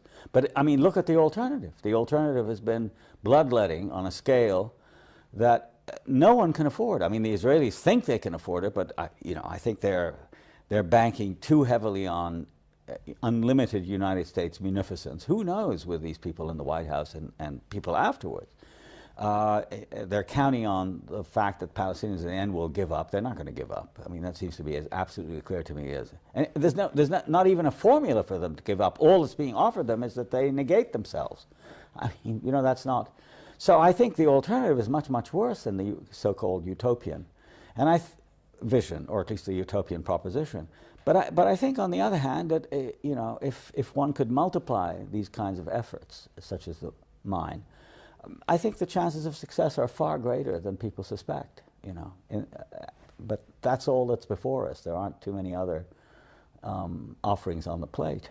Now, to go back to the beginning of the present Intifada, I said earlier that it seemed to me to be just as much against the leadership of Yasser Arafat, who subsequently co-opted it to protect himself. What is it directed against now? It seems to be sporadic, inchoate, suicide bombings, still some mass demonstrations, but fewer and fewer because of the curfews and the closures. Where is it headed? What's its strategy? Well, I don't think it's headed anywhere. I think it's mostly fueled by defiance. I don't think that'll stop. There is, I think one would be foolish to deny it, there is a considerable amount of religious and nationalistic fervor, which comes out in, to my way of thinking, useless acts of destruction. I mean, to show the Israelis that, we exist, and that no matter what you do, there are going to be responses. You can't eliminate everything that we do, which is what the Israelis have been trying to do. There are two inhuman logics really at work. And I think it's very important for us, for Palestinians, to show not only that suicide bombings are useless, but also to show that at the same time that they are really intimately tied in the same dialectic with Israeli tactics, which are equally useless. And I think that you might say the silver lining in the cloud is that this is only the surface, that beneath the surface, I'm convinced, and I know, insofar as one can know these things, that there are other movements developing, which are, you might say, at the level of civil society. I mean, most of the institutions of the authority have disappeared. The police force doesn't exist anymore, the incarceration, the corruption, all of that is now, let's say, informal. It's no longer planted in the center of Palestinian life. In the meantime, with all the difficulties that they experience, the schools are still open, the universities function, the medical services, the ambulances, the health centers, etc., have great difficulties, mostly caused by the Israelis. Nevertheless, they continue to provide services. There's a huge network in the villages of medical relief, and that's entirely a civil sort of self-help project done by Palestinians, completely outside the authority. By Mustafa Barghouti. Outside the authority and having nothing to do with the ordinary NGO network of sponsorship by the Swedes or the Germans and so on and so forth. And there is a dawning awareness, despite the fragmentation of the land, by these closures, this vicious system of 250 barricades. There's a dawning awareness that if we don't do it ourselves, nobody's going to do it. Arafat can't do anything. Arafat is now, I think, more or less completely neglected. And I've been pushing for, and I think I'm making a slight headway, for a constituent assembly, an assembly that itself provides its own legitimacy, by asking people who represent segments of the community to come together and meet and establish a constitution, which of course Arafat has always prevented. Would this be all Palestinians? All Palestinians, so yeah. I mean, refugees? Well, insofar as it's possible, but I think if it were done on the West Bank and Gaza, let's say in Palestine, it could be a model for the reconstitution, let's say, of the National Council, which was also Arafatian PLO, let's call it device. But it played an important role, but its role is over. So I think that is the possibility of the future for local Palestinians. And then second, I think there's a dawning awareness that without working with like-minded Israelis, creating like-minded Israelis, we can go nowhere. The Arabs are really hopeless. There's no, I mean, Arab sympathizers are there by the millions, obviously. People in the street who sympathize with the Palestinians, outraged at what's happened and so on. That's fine. But politically, they provide very little. Where are the demonstrators now? They got tired, and they were repressed so much at home that they went back to their own problems in Cairo and Amman and Beirut and so on and so forth. So in the end, it's us. It's us and the Israelis. And I've been encouraging, seeking out Israelis. And there I've been very helped, in a completely informal way by my friend Barenboim, who was the only Israeli, quite strikingly, to volunteer his services. Now, he's not an anti-Zionist. He's a very, very visible, incredibly gifted musician who has been all of his life an Israeli. Of course, he's lived abroad. And like many other people, he's disgusted with the occupation and with, he thinks everything went wrong after '67. Fine, that's all you need, is that sense.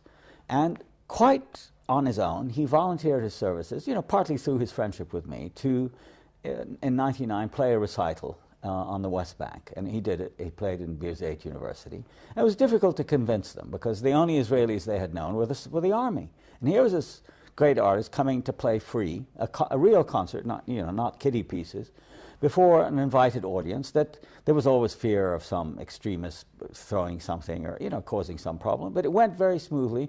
And then again, this last spring in March, he went and played a concert in Ramallah organized by Barghouti. And through the mobile phone, you can put people together.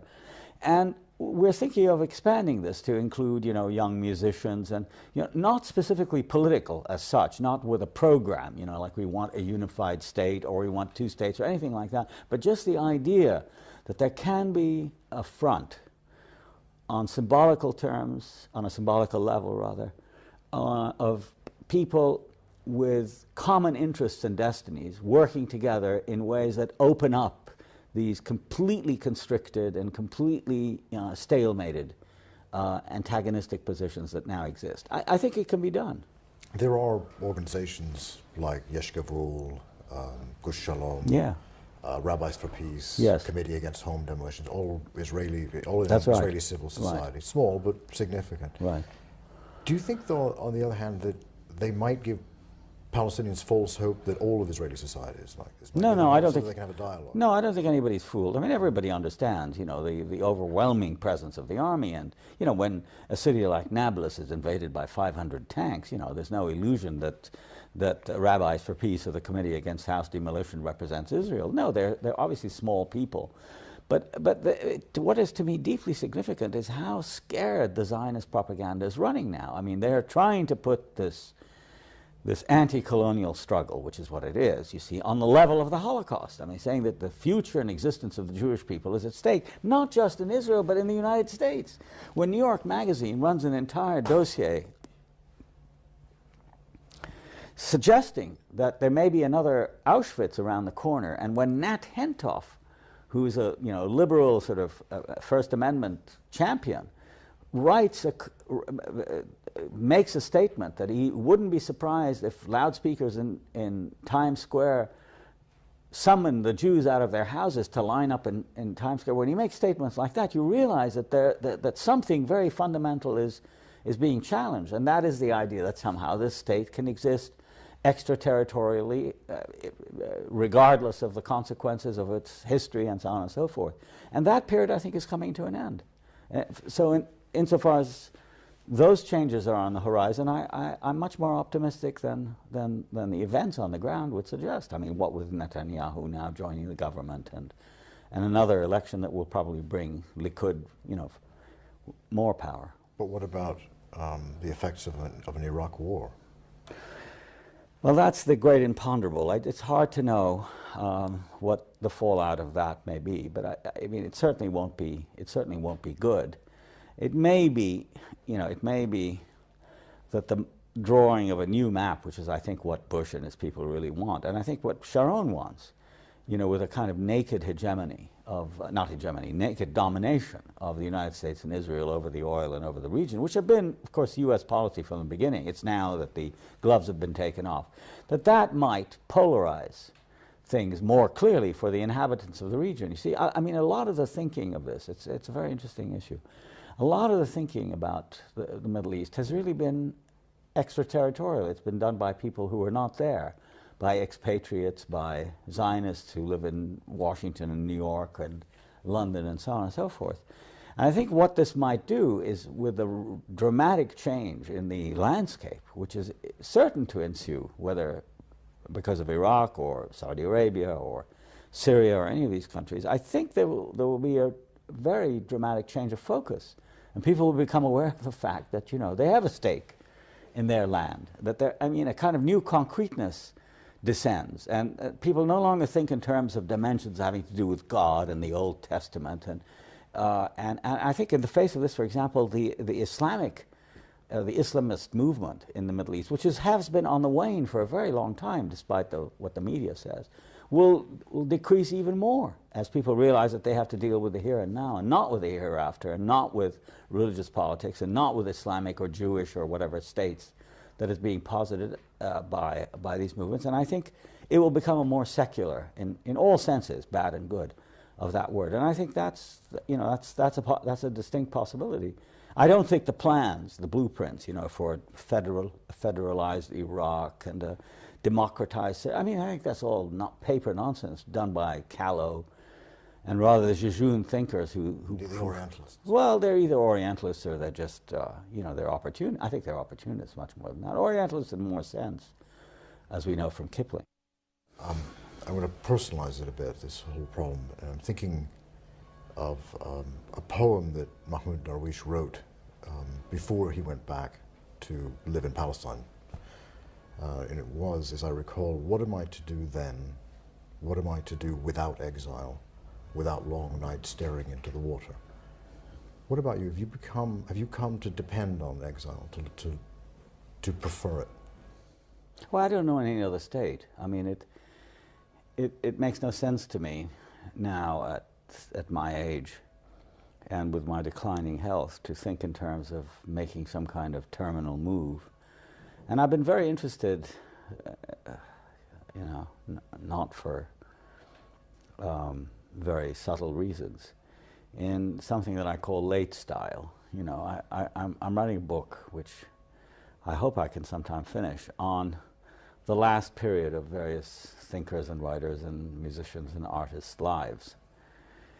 And it seems to me there are two alternatives, and the one I've chosen to study in my book is the more severe and difficult one, but to me the more interesting one. There is the idea that as you grow older, you become more reconciled, you settle your affairs, and you know, this image of the sage or the older person who is, you know, settled his quarrels, you know, rid himself or herself, as it may be, of worldly goods, and settles into a kind of holy state of understanding and acceptance. You know, Oedipus at Colonus, for example, or the late plays of Shakespeare, you know, Prospero at the end of The Tempest, returning to life and accepting the fullness of time and so on. There's another alternative, which is that of the late period as being one of greater intransigence, more complexity, more awareness of the irreconcilability of life, that life is not a dialectical process, as Lukács and others used to say, that if you think in terms of a synthesis, you can achieve it, even if it's only a psychological one. But rather that there's a endless discovery of new complexities and new difficulties, and I think that's what really interests me. I mean, it's not that I don't feel any more comfortable with it than I did earlier. I still feel out of sorts and at odds, you know, and anger plays a fairly major role in my thinking about, for example, Palestine. And well, it's not just anger, but you know, it's one is exercised. So you're still raging against the night. Yeah, well, I don't know, raging. No, I try, on the contrary, I try to put it as sensibly as I can. But I don't think one loses one's ambition to try to indicate to people, you know, that there are other alternatives. That's what I'm trying to say, that you don't just shut down at the end, that you try to open up even as you're going down, which I'm certainly doing. But you're trying to open up avenues that you can leave behind for younger people and friends and comrades and so on and so forth. I think in terms rather like that than in the others, in the sort of harmonious terms.